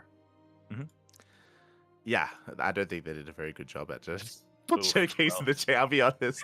I mean, as you can imagine with whole mono, as you can imagine with whole mono, a lot of cheese, a lot of aggression, a lot of all-ins against 3-point and against Rebellion as well. Like, even though his series against Rebellion went to the ace match, even though 3-point and whole mono went to game 4, really short matches, really fast series, just a lot of cheese, a lot of aggression.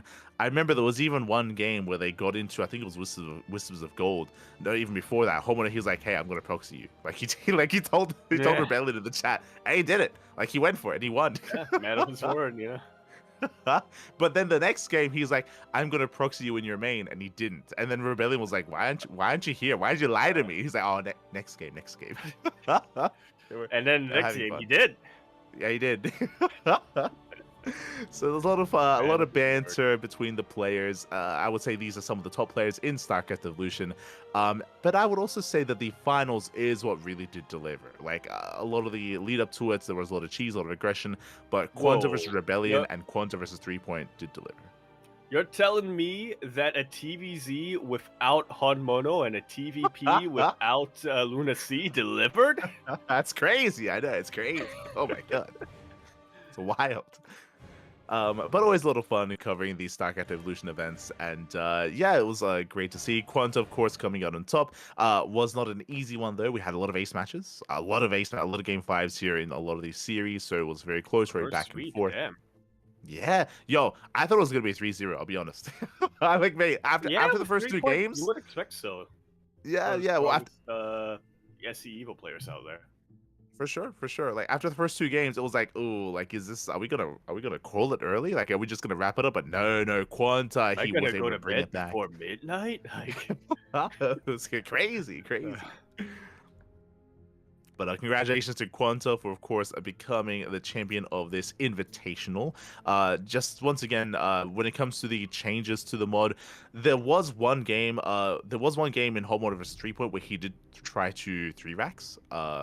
As in the 3-racks kind of like stim timing, and that which had been nerfed, and he did lose that game. So we got to see some of that come into play, but not too much of the other changes were implemented. The reasoning for this is because Quanta played a lot of mech, and it feels like a lot of changes, if you remember, were more bio focused. So because of that wasn't really applicable.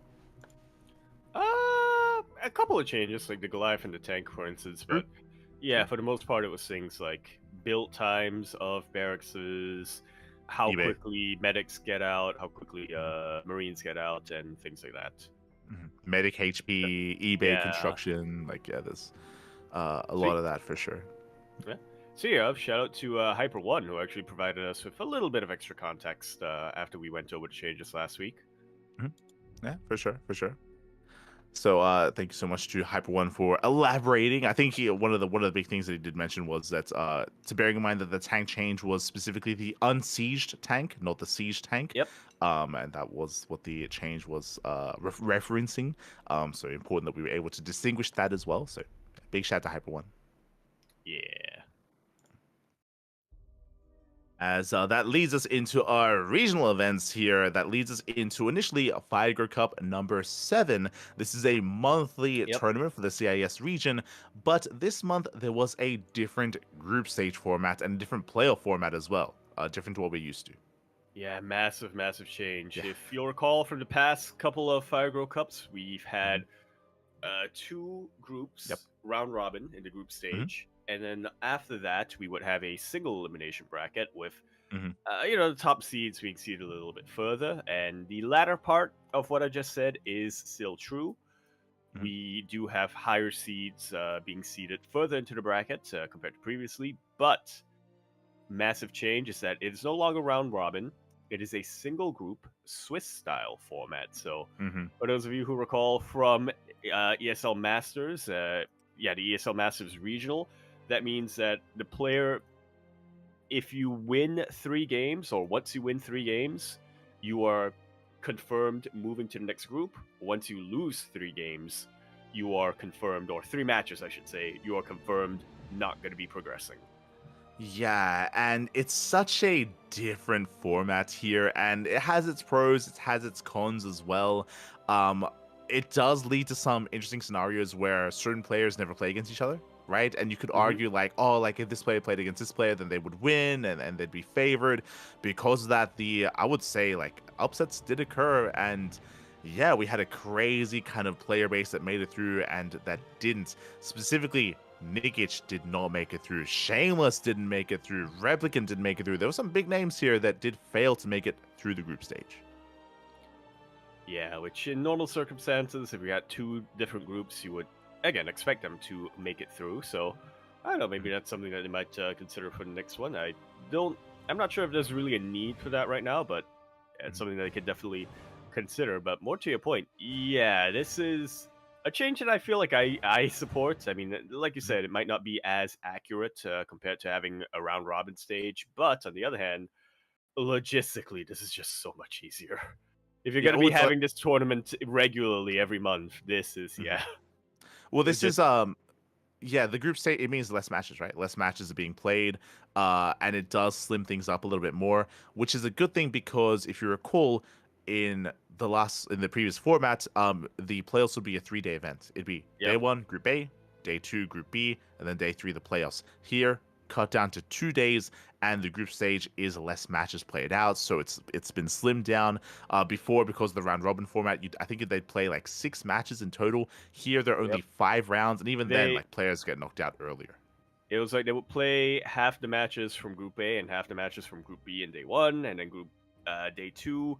They would do the other 2 halves, and then day 3, just the playoffs in one single stroke. And this time, I mean, I guess it's still group stage into playoffs, and the playoffs taking place in one single broadcast. But yeah, it definitely feels a bit more manageable, and definitely feels like you don't have to. It feels like less of a marathon, shall we put it that way? For sure.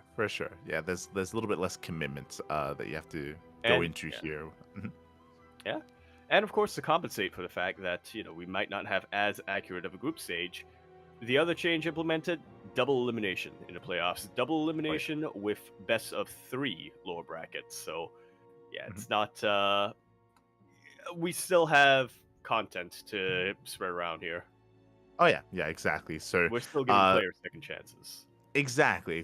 I do think that's a positive change here to have, like, the single elimination format was just so brutal, and we would have seen the repeats. I mean, looking at the playoff bracket, initially, sorry, something that I did want to bring up is, Shameless came so close in the group stage. If you look, he lost to Wayne, Milky Cow, and GG Machine, but he went to the ace match every single time. Like, he put in the work. He put in the work, barely didn't cut it there. Likewise, we have Death Mars making it to the playoffs for the first time, so big result there for Death Mars. Power making his return, and of course many of the other more well-known players. Yeah, I was gonna say Power not only making his return to the playoffs, but also beating Young Yakov in the first round. That's impressive. Again, true. It was either last month or the month before where Power did also defeat Young Yakov. Yes. He did defeat him in the first round of the playoffs, and history did repeat itself. Power once again 2-0 Young Yakov, and that would have been it for Young Yakov, but because of the lower bracket, because of the new format, he fought his way back up. He clawed his way back up from the first round in the lower bracket all the way to the finals. Yeah, 2-1 against GG Machine, 2-1 against Art, 2-1 against Milky Cow, and then, as if he was saving his energy, just for revenge, 3-0 against Power in the lower bracket finals. Yeah, he was mad. Exactly. He was angry. Exactly. He did what Solo wished he could do, but he's still in the villain arc where Young Yakov, he rocked up and he 3-0 Power, got the hell out of there. Like, mate, get out of the way. I'm done. Wait, so by that logic, does that mean that the redemption arc is beating Protoss? Oh yeah. In your villain arc, how do you redeem yourself? You beat Protoss. Exactly. That's how you get redeemed, become the hero again. Exactly. So yeah, Yakov, he was able to redeem himself. I agree with that. in the end, had his rematch against Wayne in the finals, but it did go heavily in Wayne's favor here. I'll be honest, I was a little bit surprised by the map choices. I don't know what the vetoes were, but the maps chosen were Oh, all yeah. large maps.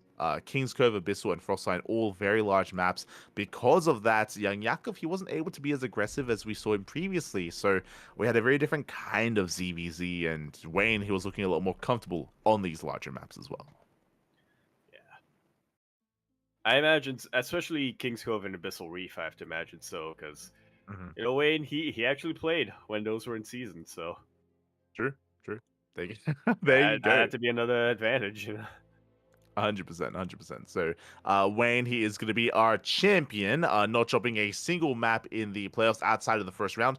And, mate, I'll be honest, winding it back here, because I just sparked my own memory. In the first round of the playoffs, we had Wayne versus Nicorette. It went all the way to the ace match, but I'll be honest, Nicorette, he almost won that series. That was a very, very close series.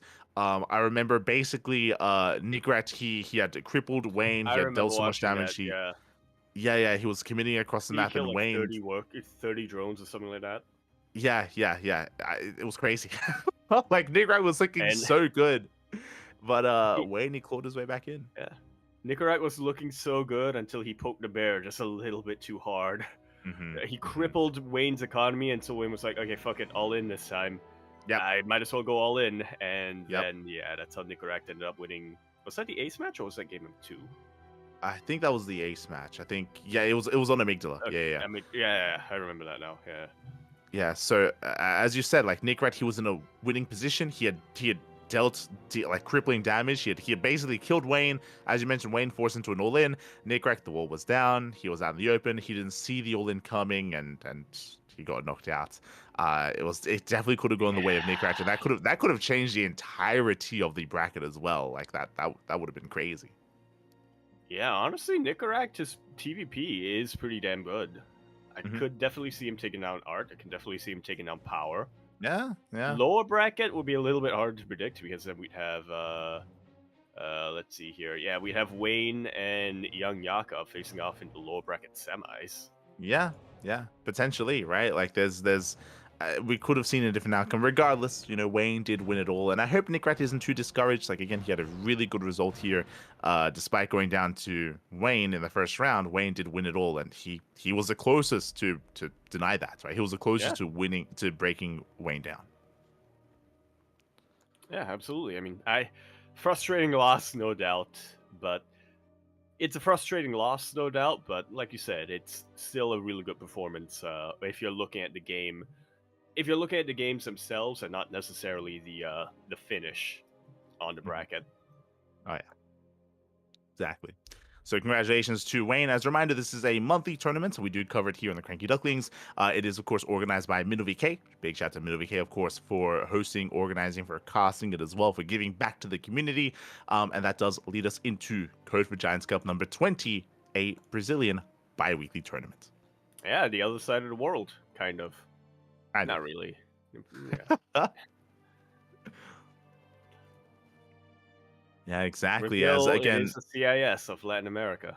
So true. God damn it. As we do have a rivalry tournament here, big shout out to Cosmos. Cosmos, of course, he is the big name behind this event. Every 2 weeks, we do have a Code for Giants Cup, and this week we had, once again, Eric and Master facing off in the grand finals.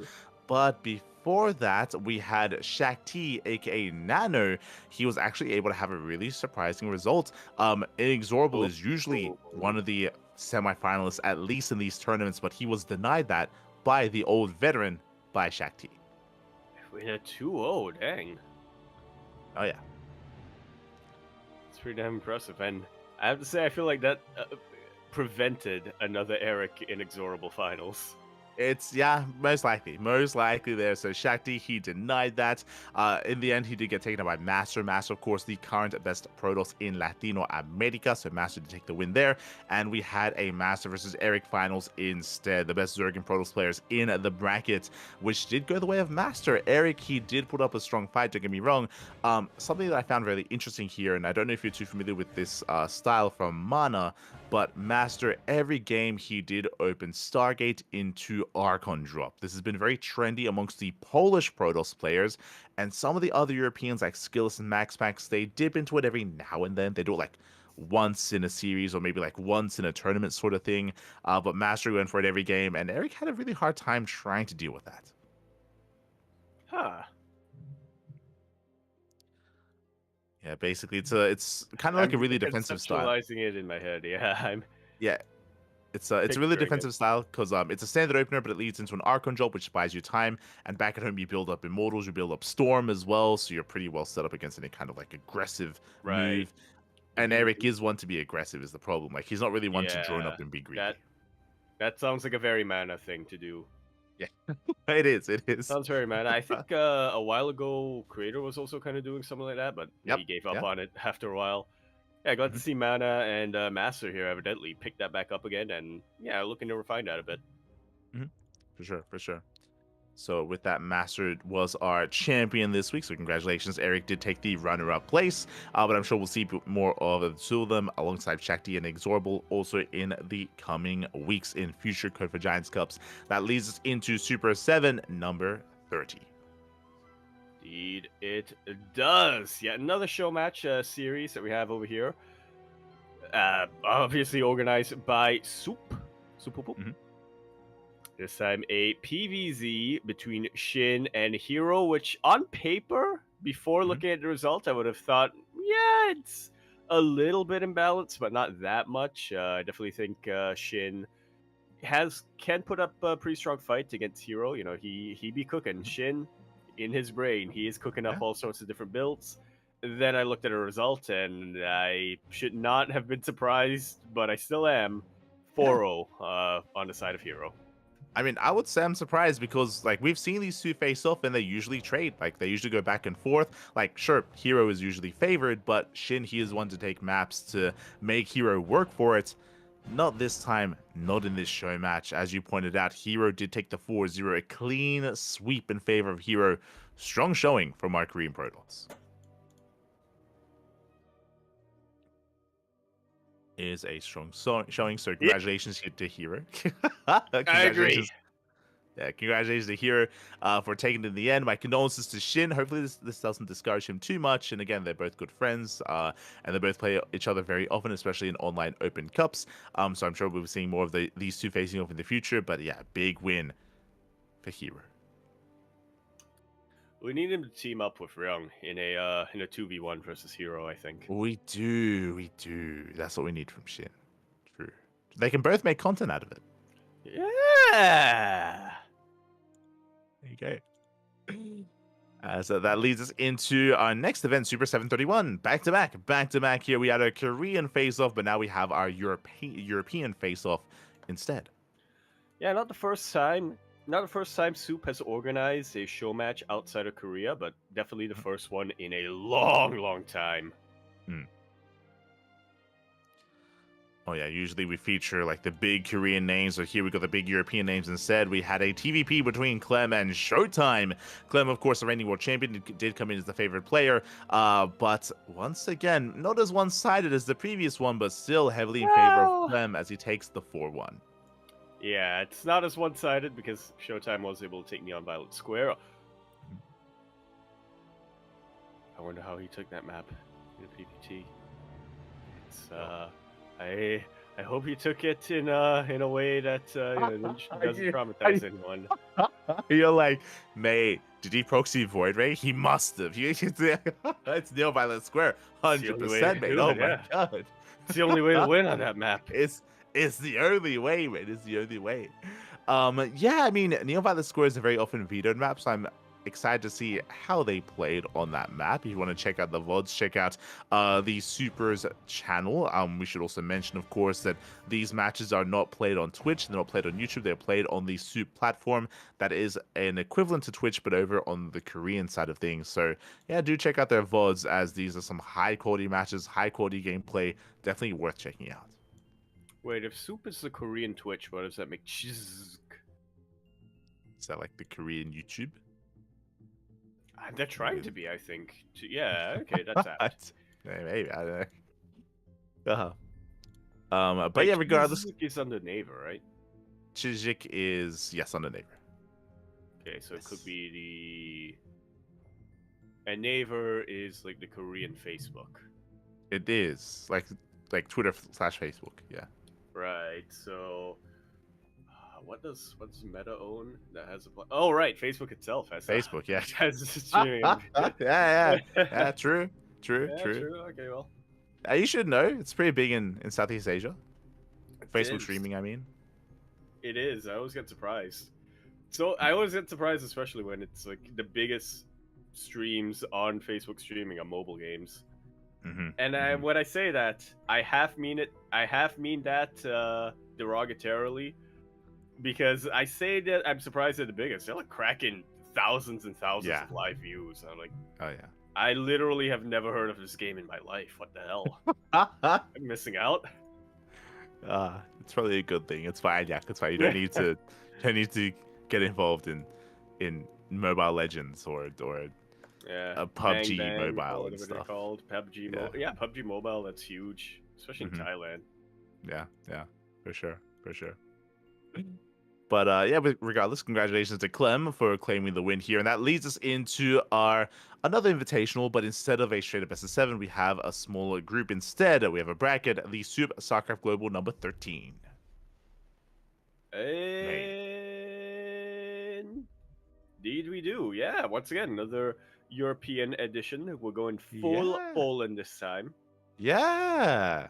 Harsum turning into a spy here, trying to sneak in. He's like, no, yeah. I'm, my great grandfather was Poland. Let me in, and then they checked out. They let him. Your grandfather was Poland. Yeah.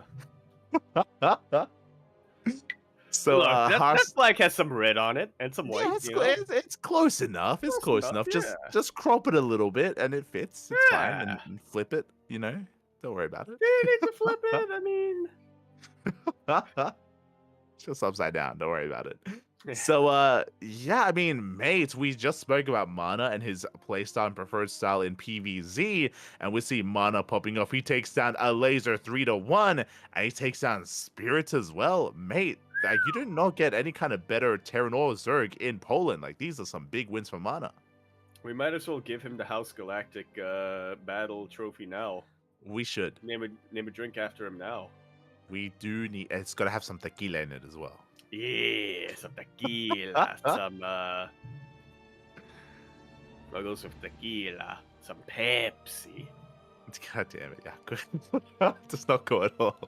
But yeah, I mean that's a big win here for Mana. I mean, if you recall, we have been praising Mana a lot. Like over the past maybe 2 months, like Mana has been getting better and better results. Like if you remember, we had like a small discussion about how Mana, he's been doing a lot of content. He started competing in Stormgate. After Stormgate, he started playing again and competing again. Boys.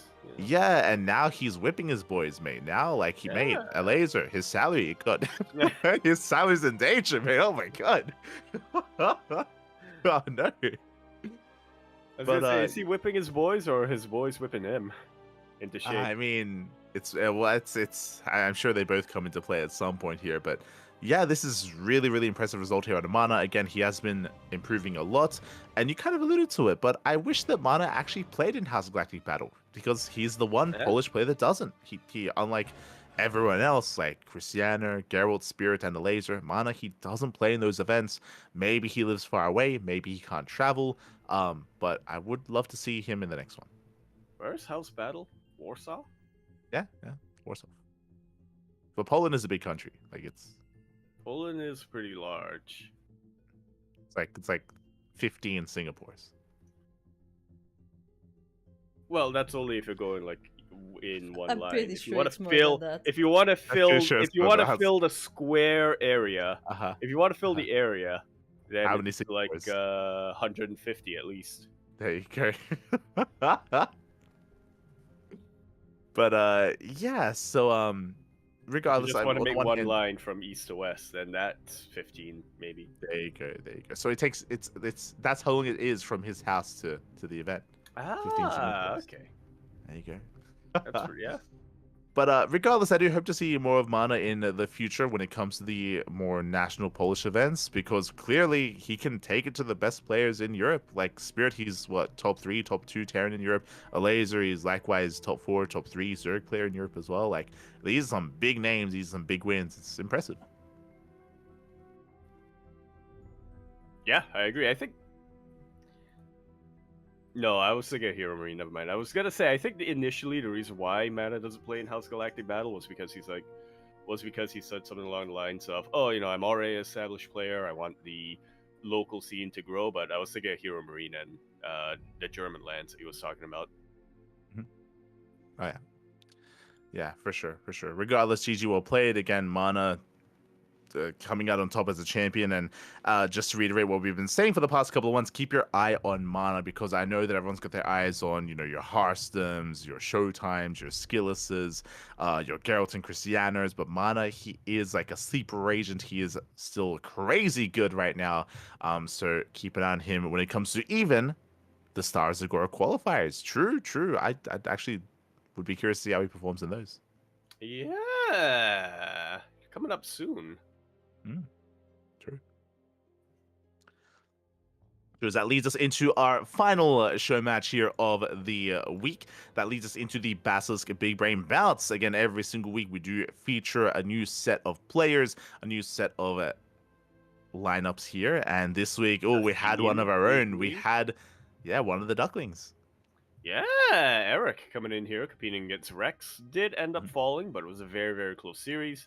Rex prevailing 3-2. Once again, Rex, every now and then he just comes back in and is like, I'm still good.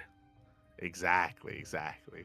Rex, now the caster, but also still a very strong player as well. So congratulations to Rex. We had J Money versus Lewis. We had Mixer versus Psionic, and we had the main event of Spirit versus Skillus. Oof, did not go well for Nikita. I just scrolled down and looked at the result. I can already see Mana bringing out the whip right now, and he's he's like, "Mate, did you learn nothing from my series against Spirit and Soup? Like, what's going on, Nikita?" He's like, "I'm sorry." You think Colossus are gonna save you against Terran? How many times we gotta go over this? Oh no, Mana, leave him alone. So, a big win there for Spirit. 3-0 over Skillus. Very strong showing from our Polish Terran player. Again, showing, really this does emphasize just how impressive Mana's performance was previously. Or do you think Spirit was angry at Team Liquid after his loss against Mana? Maybe. Actually, now he took it out on his boy. Actually, what happened first? With this will bolster either narrative. What happened first? Okay, this was second. Same day? 14, so that was same day, both Valentine's Day. But I think Soup might have happened later. Yeah, I think so. Yeah, I think it happened later. Yeah. So this happened first. Mana was actually getting revenge for his boy. Yeah, there you go. Exactly. It's like when the son gets beat up and then the mother comes out with the and hunts the kid down. Oh my god. You gonna touch my Nikita? No, only I can hit him. Only I can scold him. True. And you know what? If you're gonna hit my boy, this is how hard you should hit. Oh god. Mana. You're an animal, Pap. You're an animal. Oh my god. So there we go. Now we have the full narrative here. Mana did he did kind of in a way get vengeance for Skillus, but also kind of taught Spirit how it's done. So Jesus. So with that, congratulations to Spirit, of course, or maybe condolences, as again he was reprimanded for that result later. So, I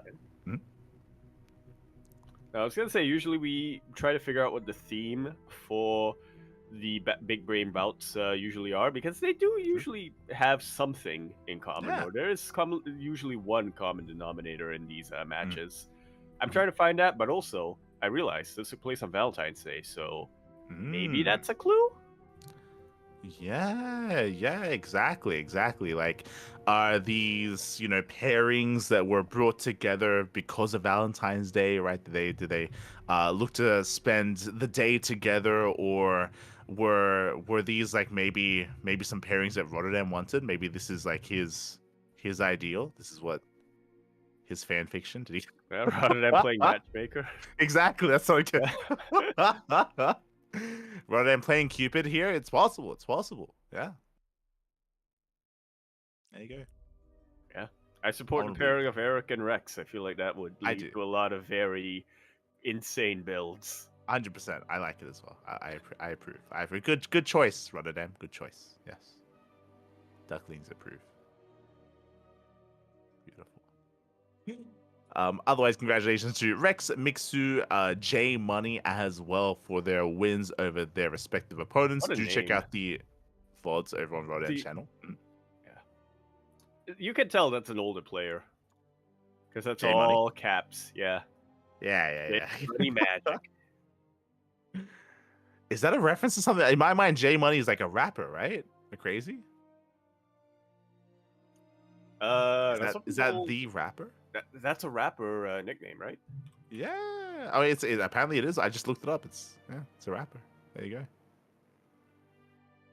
That's him. Isn't Magic the name of another? No, I'm thinking of Logic. Never mind. The rapper named Logic out there. Sure, maybe. Logic. That's the Archon pairing of the two of them. Mm-hmm. There you go. There's the Orlando Magic. Regardless, congratulations. There is a rapper. Oh no, there was a rapper named Magic. Never mind. There you go. Regardless, congratulations to our winning players here. And again, check out the VODs over on Rotterdam's channel. That does lead us into our next event. That leads us into our OSC events here. And we have some updates for the OSC Elite Rising Star 13.5. Yeah, slowly making through the bracket. And actually have some updates this week as well. Yes. Basically, the round 16 was almost completed. Is working our way through it so far, and so far some big results coming in. We have Rebellion taking down Eba 3-1. Big win there for Rebellion. Shameless takes down Baby Marine. Jumi takes down Art. Young Yakov takes down Hydra. Mindle VK takes down Luna C, and Home Mono takes down Percival.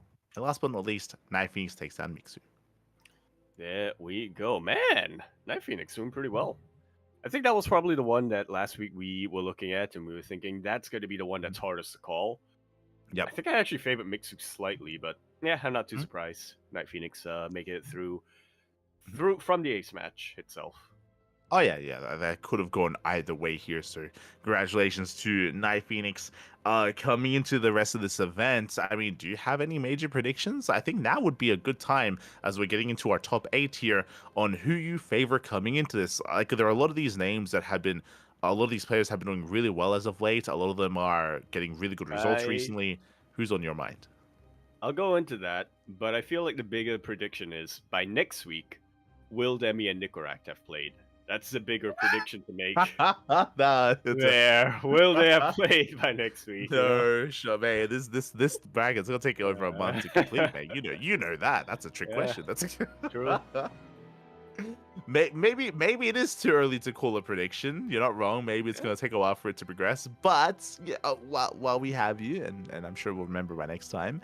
Who are your eyes on here for either to win the event or for the two finalists? For the two finalists. Well, I gotta say Jumi, right, as one of the finalists coming out from the lower half of the brackets. So Jumi's gonna be one.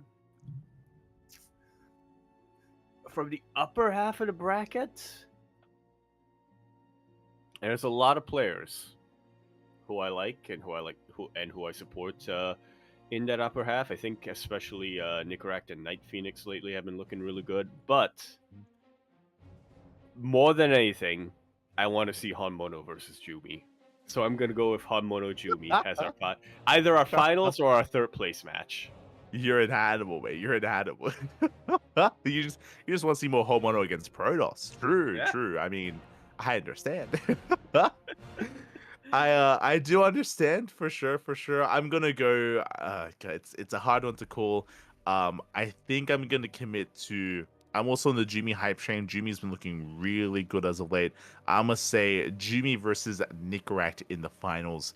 I do think that Nick Resch has been getting some very impressive results as well, and I do favor him, I think, against the other players up there. Yeah, I can see that.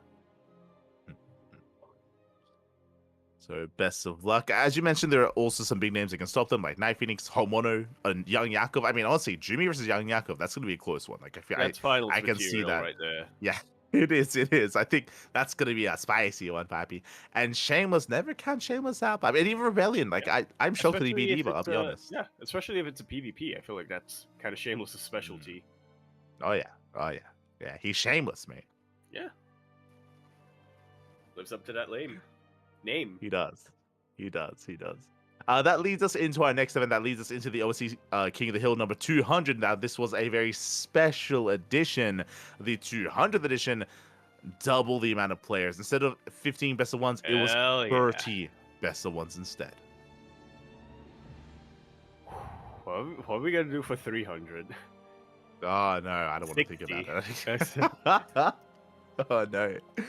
And fun fact, originally Eddie, he notified us. He was like, yo, you want to cover the first half of the special edition of OC King of the Hill? I was like, yeah, let's go. I'll cover the first half. It's all good. Don't worry about it. We got you, mate. We got you.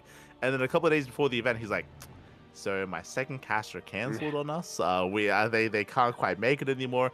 Would you want to do the whole thing? I'm like, I mean, yeah, okay. Have to, right? I mean, we got to do it now. Let's go. So we did end up covering the entirety of all 30 best of ones were covered here on the CranKy Ducklings. Indeed, and oh boy, we got some. I'm glad that it wasn't just we're gonna have double the amount of matches. It's also we're gonna not, as much as possible, not repeat. So. Yep. Yeah, it's also a much larger pool of players to draw from this time. Oh, yeah. We did have some repeats, but only at the very end. Only at the very end were some repeats brought in. It was really impressive to see just how far we could go without repeating a single player. So a lot of big names, a lot of big performances. Skills, he was the reigning King of the Hill from the previous edition, so he did begin. Had a good start, but then Solar went on a tear. And Solar, he went on the longest win streak of the night. He was able to win, was it like 14? Hold on. Not quite.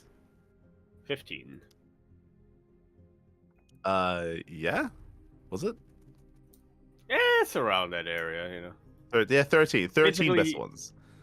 Wait. One, two. Huh? 14. Oh, true. Yeah, 14. So 14 best ones. 14 best ones. I was counting. Yeah, the mistake I made was I was counting all of the matches that Solo was in. Yeah. But obviously he would have lost one of them. So yeah, 14. Yeah. Basically, almost an entire King of the Hill. 100%. Almost the entirety of the 15 matches here. So really long win streak, the biggest win streak for Solar. He went on a tear here. And what was crazy to me, I don't know if you noticed it. I mean, he went up against some strong players, don't get me wrong. Shout out to Geralt for ending the win streak. But Solar, he was kind of like the biggest Korean player up until that point, and the biggest player period up until that point. Geralt takes down Solar instantly. Down. It's like Eddie, let Geralt enjoy the moment. Like, what's going on? Like, instantly down, and then yet another PvP. Yeah, just instant down, and then bam, trigger, and then bam, Beyond, like back to back, like three big names knocking each other out. I was like, mate, you were holding back the entire time. Like Getty, he just unleashed it like in one big burst. It was crazy. So yeah, we had some crazy performances, some crazy names towards the end. Max Wax was the final King of the Hill as he was able to take down Ryung and go on a win streak from there. So yeah, congratulations to Max Wax and to all the other winners here tonight as well. Yeah, I'm just looking through this. You'll notice that as we get further and further into the evening and further into the bracket, it becomes more greener and greener, shall we say. Yeah. Shout out to Sola for rocking that Zerg flag for as long as he did. Yeah. He did his best. So is Zolark, unfortunately. For sure. Not quite redeemed in our eyes. when it comes to some big results that occurred, shout out to first Geralt, of course, for defeating Solar. Geralt, he has been getting some better PvZ results, and I'm pretty sure this is not the last time we see Geralt defeating Solar this week. So pin that in the back of your mind. Did defeat Solar here. Likewise, Nicaract. I was giving Geralt defeating Solar. But likewise, Nicaract. Yeah, likewise, Nicaract, he did defeat Björn here in the 21st match. That was a big win for Nicaract. Again, Nicaract, I think at the time, after he beat him, he was like, wait, I haven't even played for the past week. Like, I'm rusty right now. Like, I was not expecting anything. And for him to defeat Björn was crazy. It was a very, very intense game. Yeah, as I can imagine. Because, again, Nicaract, doing pretty good lately. It's unfortunate how a lot of brackets pan out for him, but again, the actual games themselves, very, very close. Very, very high performance from Nicaract in those. 100%. 100%. So, well played there to, again, all the players, and shout out to all the upsets that did occur throughout the bracket. And again... I was going to say, following what you said about what happened to Geralt immediately after he beat Solheim, the big names. Also, Ryung beats Nicaract 1-0 immediately, Max Fax. Yeah, exactly. Nothing but Protoss from there on out. Exactly. Just Eddie he was not holding back. It was not holding back. So, again, congratulations to Max actually being the final champion. And again, all the VODs are available on our channel, so you can check them out there over on YouTube. Scrolling on over, that leads us into the OSC Season 12 Championship. We had the upper bracket round 3 alongside the lower bracket round 3 concluding here. Hero takes down Skilless 3-1. Max Pax takes down Cure. Geralt takes down Cristiano in a close best of 5. And Clem takes down Shin in the upper bracket. Yeah, there we go. Yeah, I guess it's about the results that we expected. We did mention that Geralt versus Christiana, that was the one that had the highest possibility of going either way, and 3-2, that's about what we would have expected in a match between two of them. Geralt ending up taking the win, and will be facing Clem in that next round. Hero will be facing Max Fax in the next round as well. Meanwhile, all the opponents, Skilless, Cure, Christiana, and Shin, going down to the lower bracket where they already have opponents waiting for them. Yes. As lower bracket round 3 concluded, we had Sola taking down Nicaract 3-1. We had Mana taking down Night Phoenix 3-0. We had Spirit taking down Creator, big win there for Spirit, and we had Nightmare taking down Arrow Fire as well. So the lower bracket round 3 did conclude, getting into the lower bracket round number 4, which are all mirror matchups. I now realize. Yes, they are all mirror matchups. So, I mean, at least it confirms no mirror matchups in round 5. True. Yeah. Does confirm that at least. But to get to the good, we have to go through the bad in a sense. So, no. But some really big matches here, and some of these are going to be harder to call. Like Shin versus Solar is going to be intense. To see which of the two Zerg players can make it into the next round. Cristiano versus Mana. The Polish boys, they're going to be facing off here once again. Cristiano had a close series against Geralt. Now he's up against another countryman here. Mana has been looking really strong as of late, but hey, Cristiano also looking good as well. Yeah. You say it's hard to call, and you would be correct if you were looking at things like, Aligulac ratings and past results and things like that. But if you're looking at the narrative, it's very easy to call. The Tiger Mom. That's what you're saying. Yeah, exactly. It's gotta be Solar beating Shin, because Solar, he's gonna make it all the way to the grand finals, and then lose there, because we gotta continue the villain arc for a while.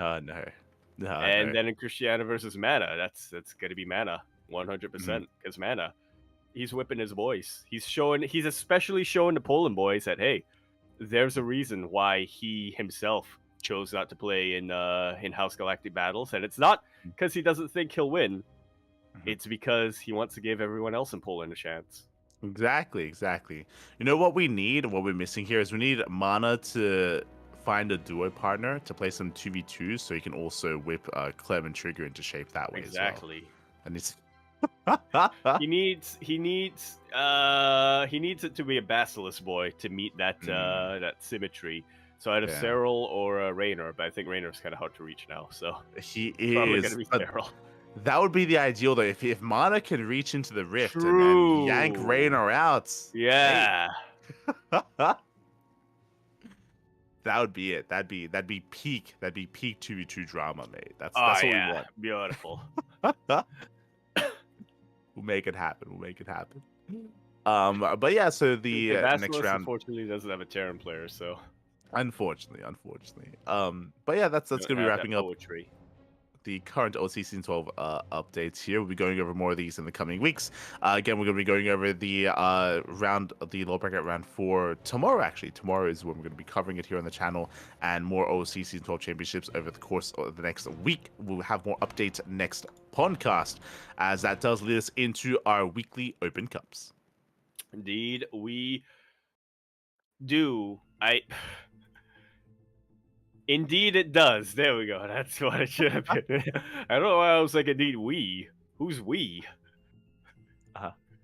But yeah, starting with gonna be going over our Open Cup, starting with KSL number Nice. 69. There we go. Unfortunately, Nice did not play in this one, so.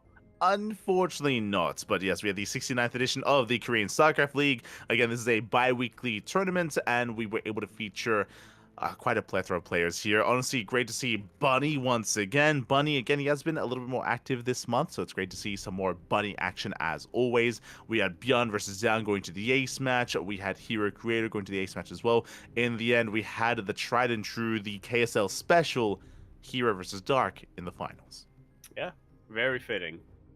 Very fitting that it would be the two of them, as they do go back and forth for a very, very long time. One of them goes down to the other, but it always changes. You know, the position between the two of them, it always changes. What is always confirmed is it's the two of them. You know. Yeah, always locked in to 69. Exactly.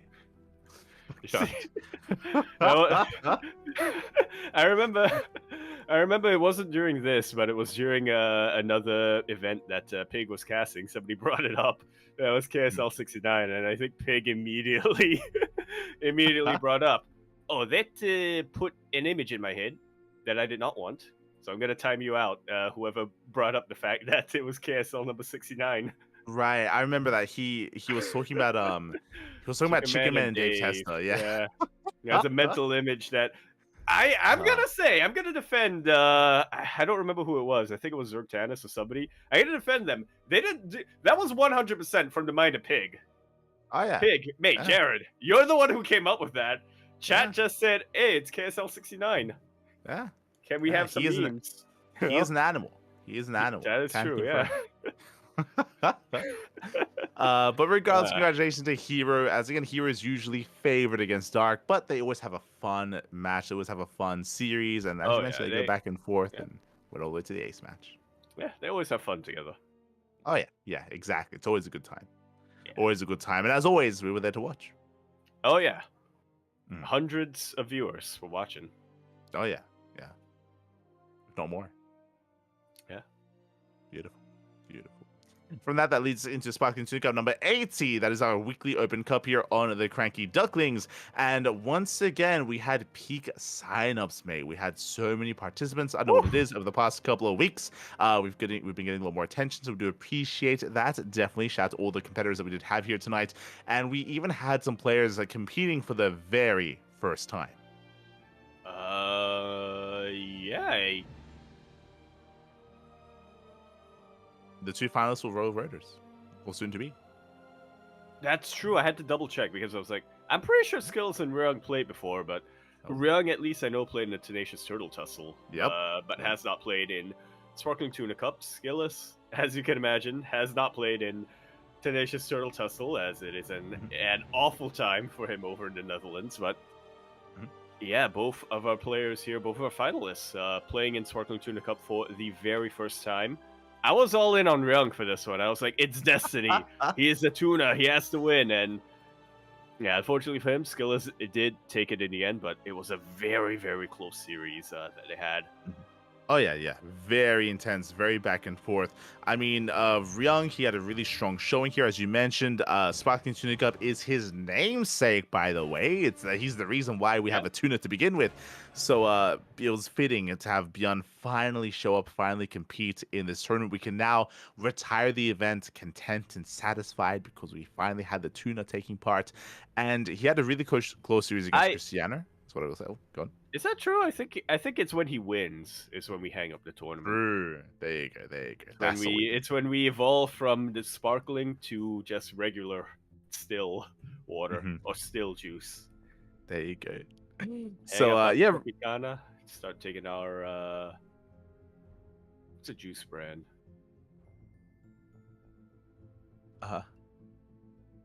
Capri Sun. Capri Sun. As Ryung had a really close series against Cristiano. Was honestly, I'll be honest, Cristiano, he almost won 2-1. It was very close, especially on ley lines. But alas, Ryung did take it at the end.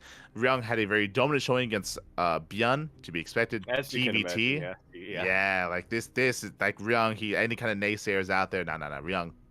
Some of the best TVT in the world. So Ryung did have a strong showing there. Likewise, Skillus, who also had close matches in the lead up to the finals. I'm willing to call Ryung the best TVT in the world once again now. Go for him. For a while, I was saying, Gumiho, he beat Maru, and Ryung fell to Maru. So, Gumiho, his TVT, looking like it's the best in the world. But we haven't seen Ryung versus Gumiho yet. We have seen Ryung versus Bjorn, and now we need Ryung versus we need the next show match, whether it's Super 7 or whether it's Big Brain Bouts or whether it's us ourselves arranging it.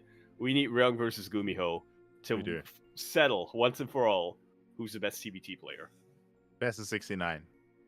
Let's go. Let's go. We do need that to happen. Alas, the finals was not a TVT, unfortunately, but it still was a banger nonetheless. Skillus versus Ryung, Nikita versus the Tuna. Skillus, he did end up walking that Royal Road. Regardless, it would have been a Royal Roader, as this is the first time both Ryung and Skillus have played in our tournament before. So congratulations to Skillus, and I hope that we see the two of them more often in our tournaments. Do you think the reason for Skillus' victory here is because he was whipped by Mana? Yes, I wouldn't believe so. This was after. This was after his matches against Spirit. So exactly. So after what happened against Spirit, he had to redeem himself. He had to redeem himself, not even for himself, but in the eyes of Mana. Really, if he wanted to stay on Team Liquid, in the eyes of Dad. Exactly. And Grandpa, I guess, Nazgul, he's still very much involved. Exactly. So, congratulations. Nazgul takes care of his boys, as he explained explained during a mukbang a while back. Yeah. So I'm not going to provide any context on that. Don't try to clip yourself. To Skillus, as he does to claim the win, does take it here against Ryung. And with that leads us into our next series, into our next tournament, into the Wardy TV Monday 23. Indeed, where, once again, it's a pretty familiar showing that we have. Or pretty familiar ending to our story, as we have. Yes, exactly. As we had a Clem going on a tear here, making his way through Trigger, Goblin, and Solar to make it to the finals. Trigger and Clem went to the ace match. We'll say that at least. So big shout to Trigger. I mean, he didn't just go to the ace match there. He took down Skills as well. So Trigger having some very strong performances. Likewise, MaxPax also made his way to the finals. Also did stumble on the way against Bjorn and against Hero. But as you mentioned, Clem versus MaxPax is only you can only hold them back for so long as they face in the finals. Yeah. The narrative. The drama. Clem had to beat his partner, his 2v2 partner, in order to advance to face MaxPax. No. The betrayal. I mean, it had to go one way or the other. But you know what? In those final moments, Clem, he was like, you know what? I got you. I'm going to bring you down here, but I'm going to win it for the both of us. In those final moments, Trigger, he knew he was beat, but he was smiling. Yeah, exactly. Beautiful. He wouldn't, if he had to lose to anyone, he was glad he lost to Clem. GG, well played. Clem, he does win it all in the end. Congratulations. Big win there for Clem. Shout out to MaxPax, of course, for making it to the second round, for making it here to the grand finals. And that leads us into the Monday Night Weekly number 5, where we would have assumed it would have been a repeat. Typically, we see Clem and MaxPax in the finals here more often, as this is the European Weekly. But remember, here he has been on that DGen arc. For the past 2 weeks, Hero has been playing in every single weekly. He's been pulling all-nighters specifically to play in every single weekly tournament. Did the same this week as well. And I think last week he hasn't quite acclimated himself to the DGen lifestyle or to the DGen sleep schedule. Because if you recall, last week was the one where Hero came in second place in literally every Open Cup. Yep. This time, more than redeemed himself, I think. Beat MaxPax in the upper bracket semis, then beat Clem in the upper bracket finals, which of course forced Clem versus MaxPax in the lower bracket finals. In the end, Clem prevailed, but after that, in the epilogue, Hero ended up beating Clem 2-1. And of course, because of the format, there is no repeat or there is no second match if the winner from the upper bracket wins the first series. So very impressive showing, I would say, from Hero. 100%. GG will play it here. As you said, there's like a learning curve, right? You have to acclimate. You have to acclimate to being a Degen. You can't just state you're a Degen and stay up. No. It's a lifestyle. Okay, it's a state of being is being a Degen. And here, it took some time to get there. Exactly. You'll have people claiming, "Oh, I'm a Degen. I just stayed up a little bit. I stayed up a little bit to do work or something." No. It's every day you stay up. You don't even want to stay up. There's not even a reason for you to stay up. But you're just awake. That's true Degen. Exactly. And here he has embraced that. He's been working on it. Has been working on that kind of lifestyle and has now gotten there as well. And with that, GG will play it. It pays off. Big win for Hero, taking down both MaxPax and Clem, the best Protoss and the best Terran players in all of Europa. Big win. And yeah, he also denies, I was going to say he denies the Clem versus MaxPax rematch. I guess they kind of had one in the lower bracket. Kind of. But it was the best one, so. Yeah. With that, GG will play it. Meanwhile, shout out to Nikic, by the way, as Nikic, he was the highest placing Zerg player, did win that bonus as a result. Did he win 2 weeks in a... No, sorry. I was going to say, did he win 2 weeks in a row? Last week was Fiant. So last week, Fiant did win it, and this time, Nikic. Fajant almost won it this week, but alas, 'twas not to be. Nikic ended up taking the bounty, ended up taking those $25 for, the first time. Congratulations to Nikic. Do you think that's why you got picked up by Alien Esports? Yes, I do. They're like, mate, best Zerg player in Europe? Let's go. Ironically, at least for this week, Yeah, it's confirmed. Exactly. Best Zerg player in Europe. Confirmed, mate. Confirmed. It's like they had a choice between him and Fajant or Fiant, and they were like, okay, this week, this Monday Night Weekly, this will be the determinant. Exactly. This will be the decider here. Am I using that word correctly? Determinant? We get what you're saying. It's fine. We understand. Okay, all right. Yeah. It's fine. If it's not a word, you can make it one. Don't worry about it. All right. I'm pretty sure it is a word. I'm just not sure if I'm using it correctly. So let's say that I am. Yeah, congratulations to Hero, to Clem for getting top 2, for Nikic for claiming that highest placing Zerg award as well. So best of luck moving forward into future Monday Night Weeklies. That leads us into the Pigstar Monday, aka the Pigsty Festival qualifier number 1. True, and once again, Hero comes in. Again, commits to the Degen lifestyle. He doesn't just say, "I'm gonna be a Degen." No. He took steps. He took measures to become a Degen, which includes beating Solar. Yeah. And that's a part of it. Yeah. And so with that, ends up winning the whole thing. Very close series against Cure, I will say, in the grand finals. But in the end, Hero, he has become the Degen, and with that, secures himself a spot in Pigsty Festival. Yeah, congratulations here to Hero as it does claim the win here. As you mentioned, did have a very clutch series against Cure in those grand finals. Could have gone either way. Very intense finals. But as you mentioned, Hero, that he took those steps necessary, right? He was able to close the curtains. He made sure the sun, the solar never did touch him. He hasn't touched grass in over 3 weeks. And he's becoming... He hangs up like, those, what are they called? Those like tarp that has like aluminum or like metal at the end of it. Yeah. It's called. I know what, but I it's get the you. thing that you put. It's a thing that you put on your car, so that your seats aren't. So that when you go to sit down, your butt doesn't burn on the seat. Yeah. Exactly. Yeah. He put those up. His room freezing cold, like his soul. He put up the side blockers, he's ready here to just embrace the darkness, if you will. Embrace the D-Gen. And that's true. Dark is going to military, so somebody needs to pick that up. Exactly. Dark, he used to be the one to play in almost everything. And Hero, he has risen to the challenge here. So congratulations to Hero winning 2 weeklies this time. Instead of all the second places from last week. Champion this time. Yeah, actually won 2 things, so. Yeah. GG. Is that better? I think that's better. Yeah. Well, it's comparable.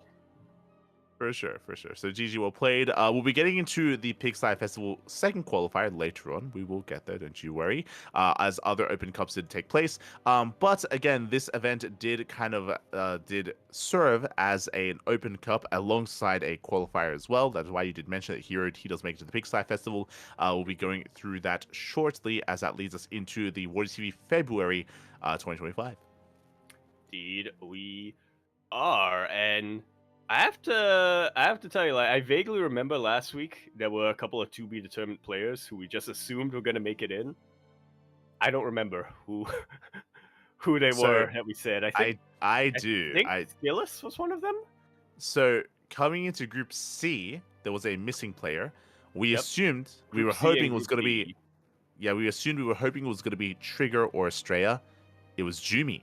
Jumi stepped in instead. I'll take that. Yeah. I'll take that.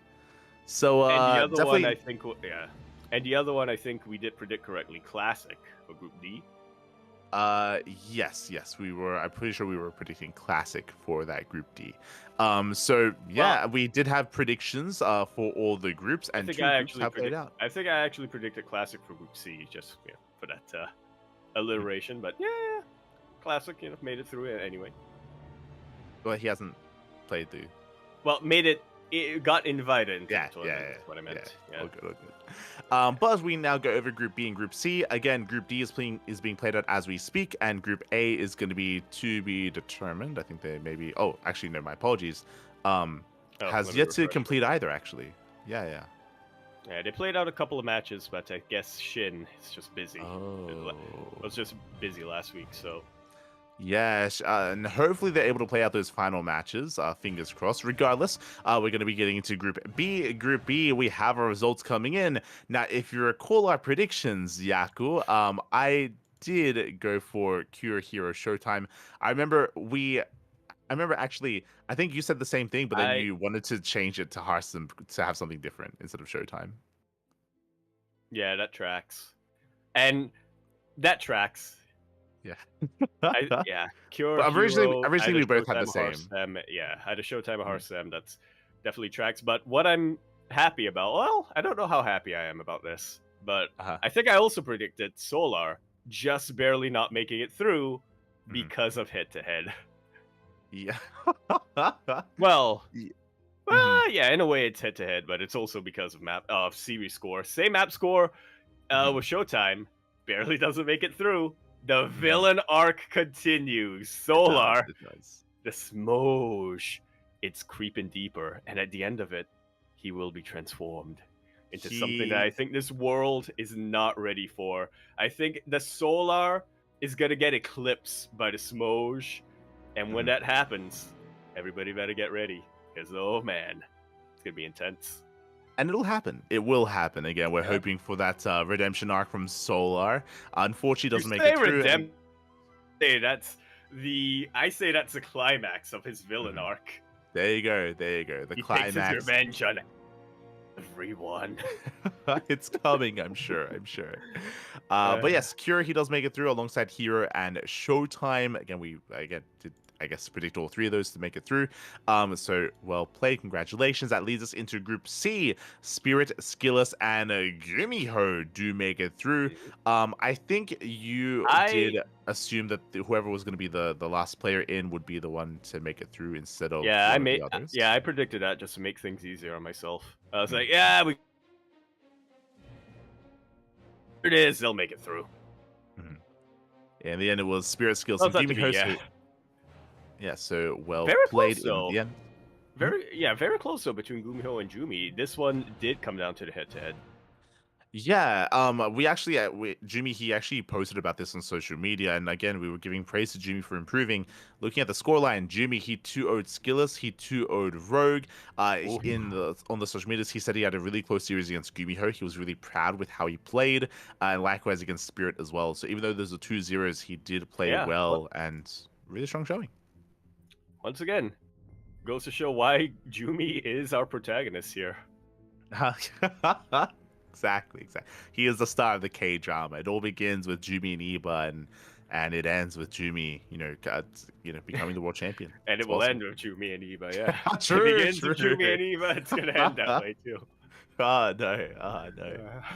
So shout out to Jumi for having a really strong showing, and yeah, he's just been improving a lot recently, and clearly that's showing now in these big results, and hopefully he's going to have more opportunities to show that skill in the near future as well. Again, Stars Agora qualifiers, definitely something to keep an eye on. Yeah. Look out for that. 5 slots going to be available from the EU qualifiers, so yeah. For sure.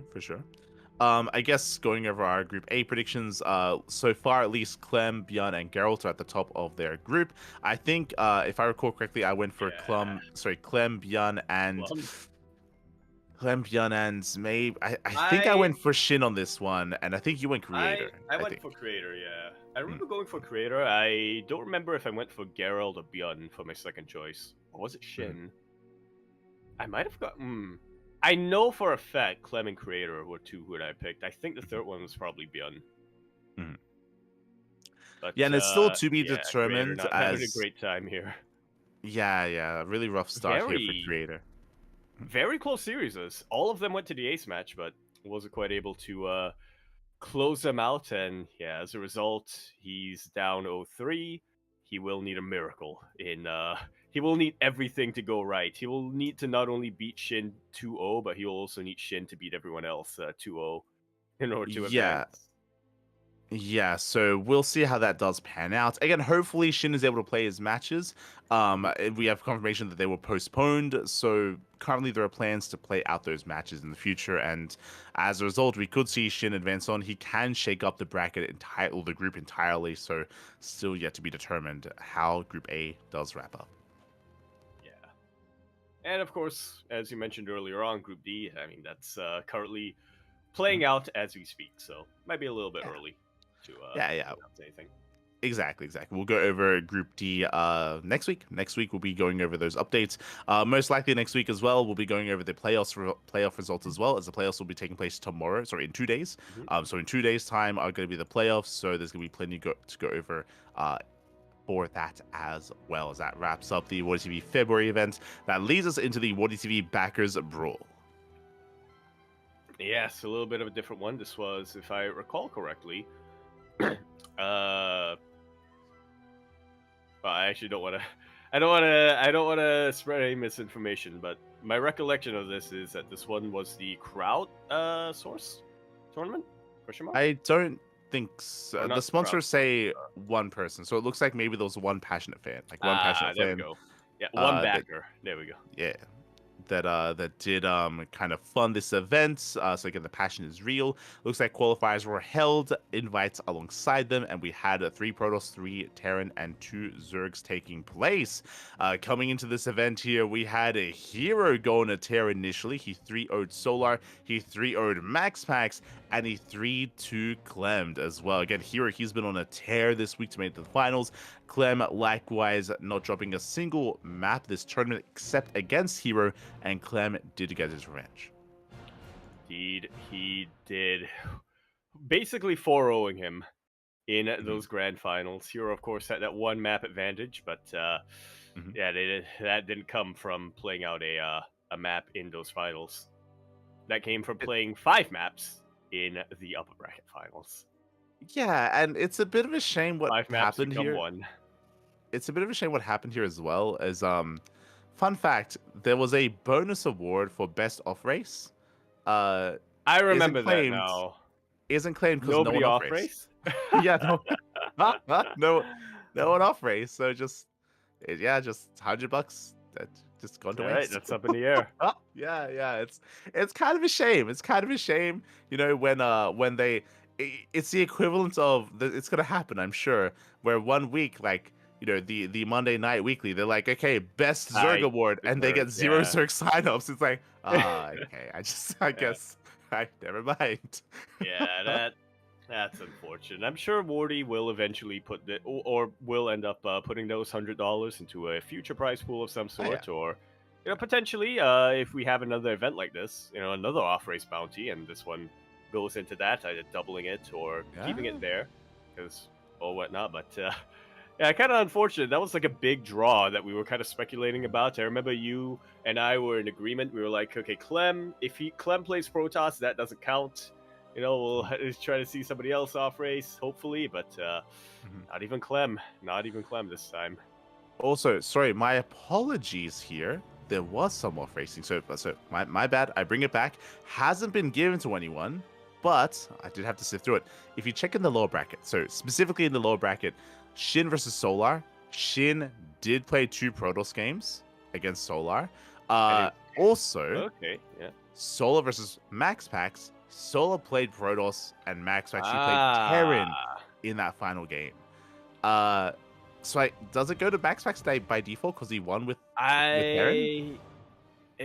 Maybe. I mean, that's got to be it, right? Because you win with your off race, and then you move forward, and Solar and Shin when they off raced, neither of them won with their off races. Yeah. So because there are a couple of different ways you can view it, right? You can base it on amount of map wins with off race, or you can base it off of who makes it the furthest with their off race. But either way, Max Pax is the winner in that case because he's the only one who actually won with his off race. So yeah, the other interpretation, because it says best off race performance, is like most entertaining game with an off race, right? Like and that would require more judgment. So I can understand delaying the payout. For sure. Like based on this, it should go the way of Max Pax, but again, we have no confirmation yet. I'm sure something will happen eventually. I guess we'll try to keep you guys updated.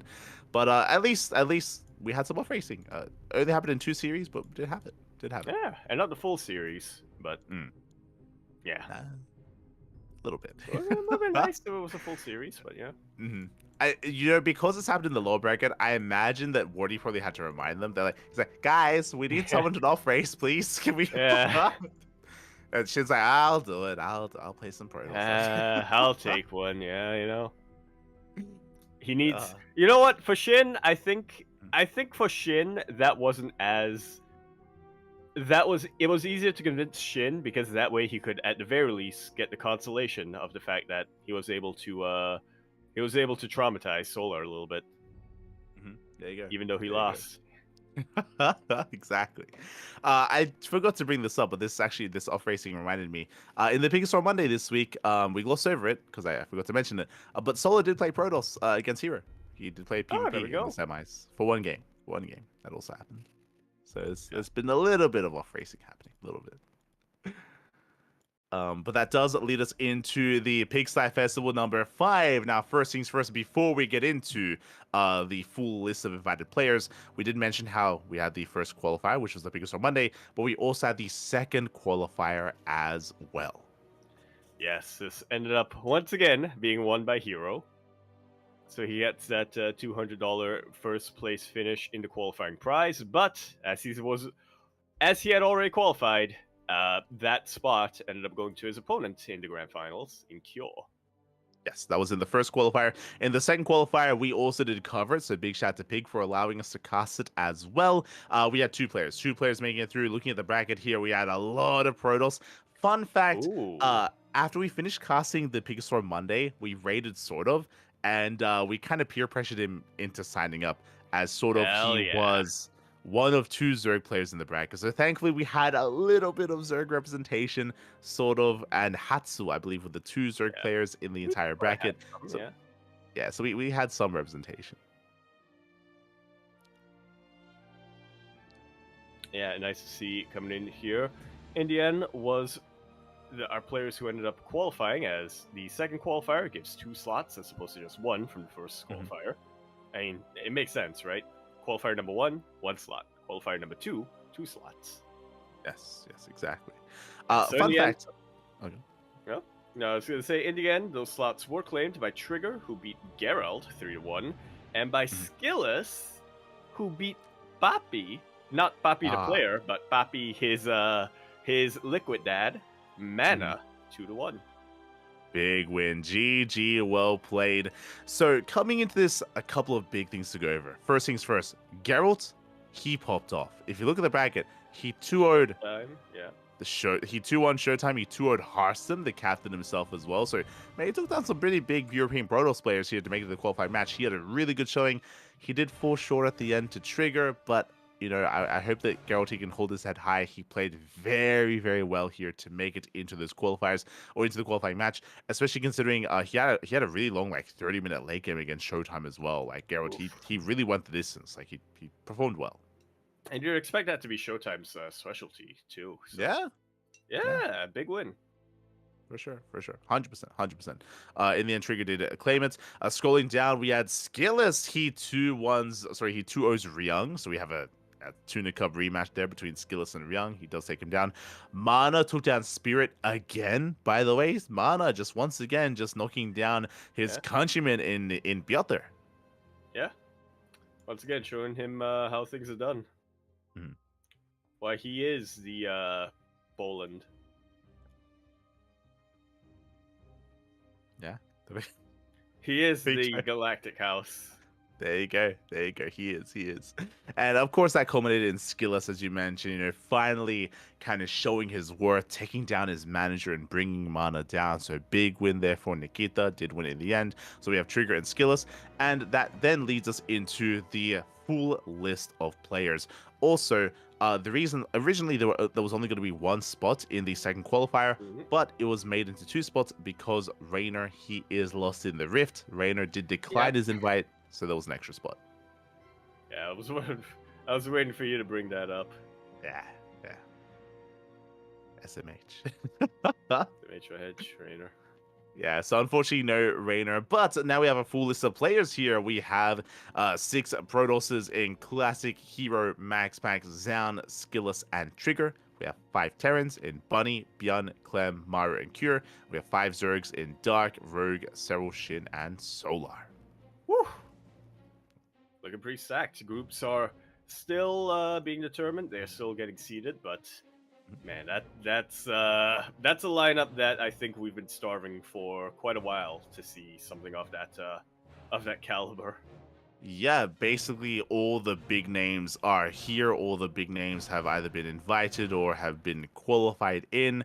We're not really missing anyone, I would say. I guess, like, again, we're missing Raynor, I guess, but you know, he's I mean, yeah, he's the one who declined, so exactly. You know, he's off in the rift, mate. Aye. You could argue maybe like a Gumiho, or like a Ryung sort of thing, but you know, Ryung, he tried his hand at the qualifiers, did not make it through the qualifiers. Gumiho didn't play in the qualifier, so he missed his opportunity there. When it comes to Protosses, I mean, we have everyone we would expect. Likewise, I would say that we would be missing, like, I feel like Showtime is missing there, but hey, Showtime didn't make it through the qualifiers, so he had his chance. Didn't make it. Not quite. So GG, well played. At this point, it's a little bit too soon to talk about predictions, just because this is Poland. Oh, yeah, true. No Geralt, no Mana, but hey, they tried. And they fell short. They did in the end. Now this is basically the big online event that's happening soon. TM, right? Like from Masters Coliseum into Little League Cup into OSC Season 12 Championship into the Big Sky Festival. So this is the next big online event that's happening before Star Wars Zagora, and this is going to take a while as well. Again, it's a full group stage, then a playoff bracket thereafter. This will take basically the entirety of March to conclude, or most of March to conclude. So this is kind of like the big event to keep your eyes on. Oh yeah. And at least it's in an Open Cup, you know. there you go. And I'm not going to ask you for predictions, but is there a matchup that you're looking forward to here, like involving all these players? Like, is there something you're looking forward to? Are there any two players here that you want to see face off against each other? Like, is there what's piquing your interest coming into this? Honestly, Bunny. Yeah, I like more Bunny coming in here. It's been a while. He has been active recently. He's been playing in a couple of online things recently, but yeah, I'm really curious to see more of Bunny. In fact, if we could get a Bunny Hero Finals, that would be ideal, IMO. Mm-hmm. I agree, right? Because as you're saying, Bunny, he's semi-active. He's been playing a little bit recently, but we want some more Bunny, right? We want some more Bunny here. I'm with you 100%. I would love to see more of him in the group stage and maybe in the playoffs as well. Just because he's the least active player here. Or I would say maybe Rogue alongside him. Like, they're not very active at the moment, so it would be fun to see more Bunny. Likewise, more Rogue. Outside of that, I'm really looking forward to see Zound. Right, we were hyping up Zound as the potential pickup for Team Vitality, and I look forward to. I want to see Zound do well. I want to see Zound do well here. Another player who we always talk about, like, giving invites, and he gets them sometimes, not all the time. Trigger, he's also been performing so well. I want to see him do well here on a bigger stage. Trigger came in and he said, "I don't need no invite. I'm busting it anyway." Exactly. He deserves an invite, but he has to work for it. And likewise, he has gotten through. So I look forward to seeing Trigger do well. I want to see Zound do well. I want to see Nikita Skillis do well as well, right? He's also been improving. And if people that don't watch these Open Cups, they don't know he's the Tuna Cup champion. Yeah. They don't realize how hard he's being whipped. Yeah. They haven't seen it. Yeah. You should see it. We should. It's harsh. Man, he expects a lot from his boys, but what can you say? Mm-hmm. For sure. And I think my last, it does. I guess so. Yeah, it works. It does work. I guess my last hope for this event is seeing more of Dark. Dark, if you notice, he used to play in everything. Nowadays, less so, right? Like, Dark, he's kind of nearing the end of his current competitive streak, as we have military service looming on the horizon. I guess we've been talking about this for a while about, like, his final event. We don't really know when that is, but because of that, because we don't know when it is, hope that Dark is able to perform well here and show some good games coming into the Big Sky Festival. Yeah, for the fans, 100%. I want to see Dark be an animal and take down, like, I don't know, Clem. just be a bit, or even Cyril or something crazy in his EVZ. I want to see some Dark action, so I look forward to seeing more of Dark. See, there's your problem. You're assuming it's going to be a ZVZ or a ZVT. It's going to be a PVT and a PVZ. Unironically, Dark has been playing a lot of Protoss against Zerg. Yeah, we've gone over it. Yep, if Dark plays against Cyril, he'll probably play Protoss. 100%. For better or for worse. So yeah, with that, look forward to it, and we'll be having some updates next time. The group stage would have begun by the next podcast, but only barely. It looks like Group A would have played out, but maybe Group B would be halfway through at the time, so it's going to be a bit of a slow progression, but we'll keep you updated. Yeah. It's going to be a slow progression, but once the Pigsty Festival begins, it's going to be picking up, pretty quick, I imagine. 100%. That leads us into the sign-up list. If you want to tune in if you want to take part in some of these Open Cups that we have been mentioning, then check out the sign-up list, as there are plenty of events there. We have Epic LAN Epic LAN's today. Oh my god. Yeah. Hey, we were talking about big offline tournaments. Epic Land Yeah. for a while. It seemed like Just, it was going to be the first real big one. just to be clear, it doesn't start today. The sign-ups end today. There you go. So sign-ups they Same end thing. today for Epic Land, so do look forward to that. We have SD over the Yeah, it weekend. starts We have tomorrow. STC. We have the What TV Mondays. We have Passioncraft Emerging Stars.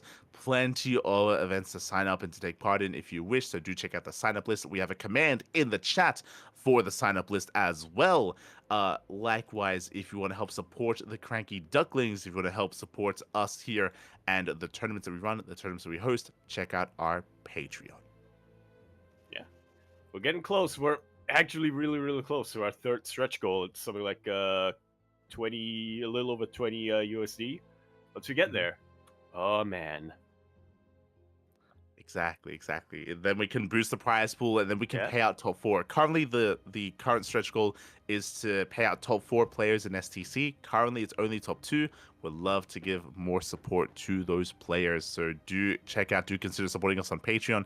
Thank you so much to all of our current patrons. We've been getting a lot of support over the past couple of months. Our Patreon has been growing quite quickly. In a short period of time. So thank you so much to all of our patrons. Thank you so much for the support. Without you guys, our events will be worse off and the scene will be worse off. So thank you. Yeah. Thank you. Yeah. There you go. You guys, we'd all be a lot worse. There you go. Otherwise, with that, thank you all for tuning in. That does wrap up all of our news of the week. Again, this is a weekly show. We go over all the events related to StarCraft 2. And Yaku, thank you so much for joining me here tonight as well. Yaku, do you have anything you want to add here before we head off for the evening? Yeah, shout out to Kuro, I imagine, for making those recap graphics that are going to be posted on our socials. That's a very convenient way, I think, to catch up on results. Oh yeah. Yeah, that's something that we did begin last week and we're doing again this week and every week moving forward is posting the results of all these tournaments on social media. So big shout out to Kuro. Likewise, thank you, Yaku, for joining me as well. Again, if you want to see more of Yaku, where can we find you? Panicking or on the run. Or not on the run, but running. There you go. I need those endorphins lately. I've been busy. This month of February, but when I finally get some free time to stream, you can find me over on twitch.tv/Yakuzaku1. At some point, I'm finally gonna do the Protoss campaign for Brute War for StarCraft 1. I don't know if I'm looking forward to it, but that's gonna happen at some point eventually. You'll have a good... yeah. Exclamation mark Discord in the chat. We'll bring you to the CranKy Ducklings Discord server. I'm there. Light is there. Kuro's there. And everyone's there. It's a pretty good time. And Twitter.com at Emperor Yakuzaku. And also now on Blue Sky, Yakuzaku. There you go. Yeah. Again, Yaku, I'm sure you're going to enjoy the Protoss campaign. I'm sure you're going to enjoy it. It's going to be a great time to be had. Otherwise, you can follow me at Light_VIP on Twitch and Twitter. I do stream. I try to stream throughout the week. I've been streaming a little bit more frequently as of late. We have been intentionally freeing up a day here during the week on the CranKy Ducklings, specifically Tuesdays. Tuesdays we are leaving a little bit free for some kind of broadcasting. Sorry, Wednesdays I meant to say, for some broadcasting on our personal channels. So I have been taking advantage of that as well, streaming and doing some ladder sessions. So do look forward to that. Getting back on that horse, back into laddering, because it's been so long since I've regularly laddered. I'm so incredibly rusty. Tune into the Smoge session if you wish. Otherwise, thank you so much for tuning in. Check us out here on the CranKy Ducklings. We are live every single day, multiple times a day, except for Wednesdays, of course. Our next broadcast is going to be in around 11 hours time with the OOC Season 12 Championship, low bracket round 4. We have Little League Cup at 34, day number 2 later on tonight. We have OOC King of the Hill, Amantes de StarCraft, SDO, more OOC, Sparkling Tuna Cup. We have plenty of content over the next couple of days. Do check us out. Do tune in. Oh boy. That's where we thought we had a little bit of relief. Things are picking up again. Oh yeah. Always, Pappy, always. So you can follow us on the social medias, exclamation mark socials in the chat. You can follow us on Twitter, Facebook, Instagram, YouTube, and Discord. As a reminder, check out our YouTube channel for all the VODs. Because of recent Twitch changes, we will soon be hosting only VODs on other platforms, whether it's Facebook, whether it's YouTube, whether it's just other platforms in general, no longer on Twitch. So bear that in mind. Check out the VODs when you can, where you can. Otherwise, we will see you guys next time for some more casting, some more StarCraft, or for the next PondCast. Yeah. We'll see you then. Out. Bella.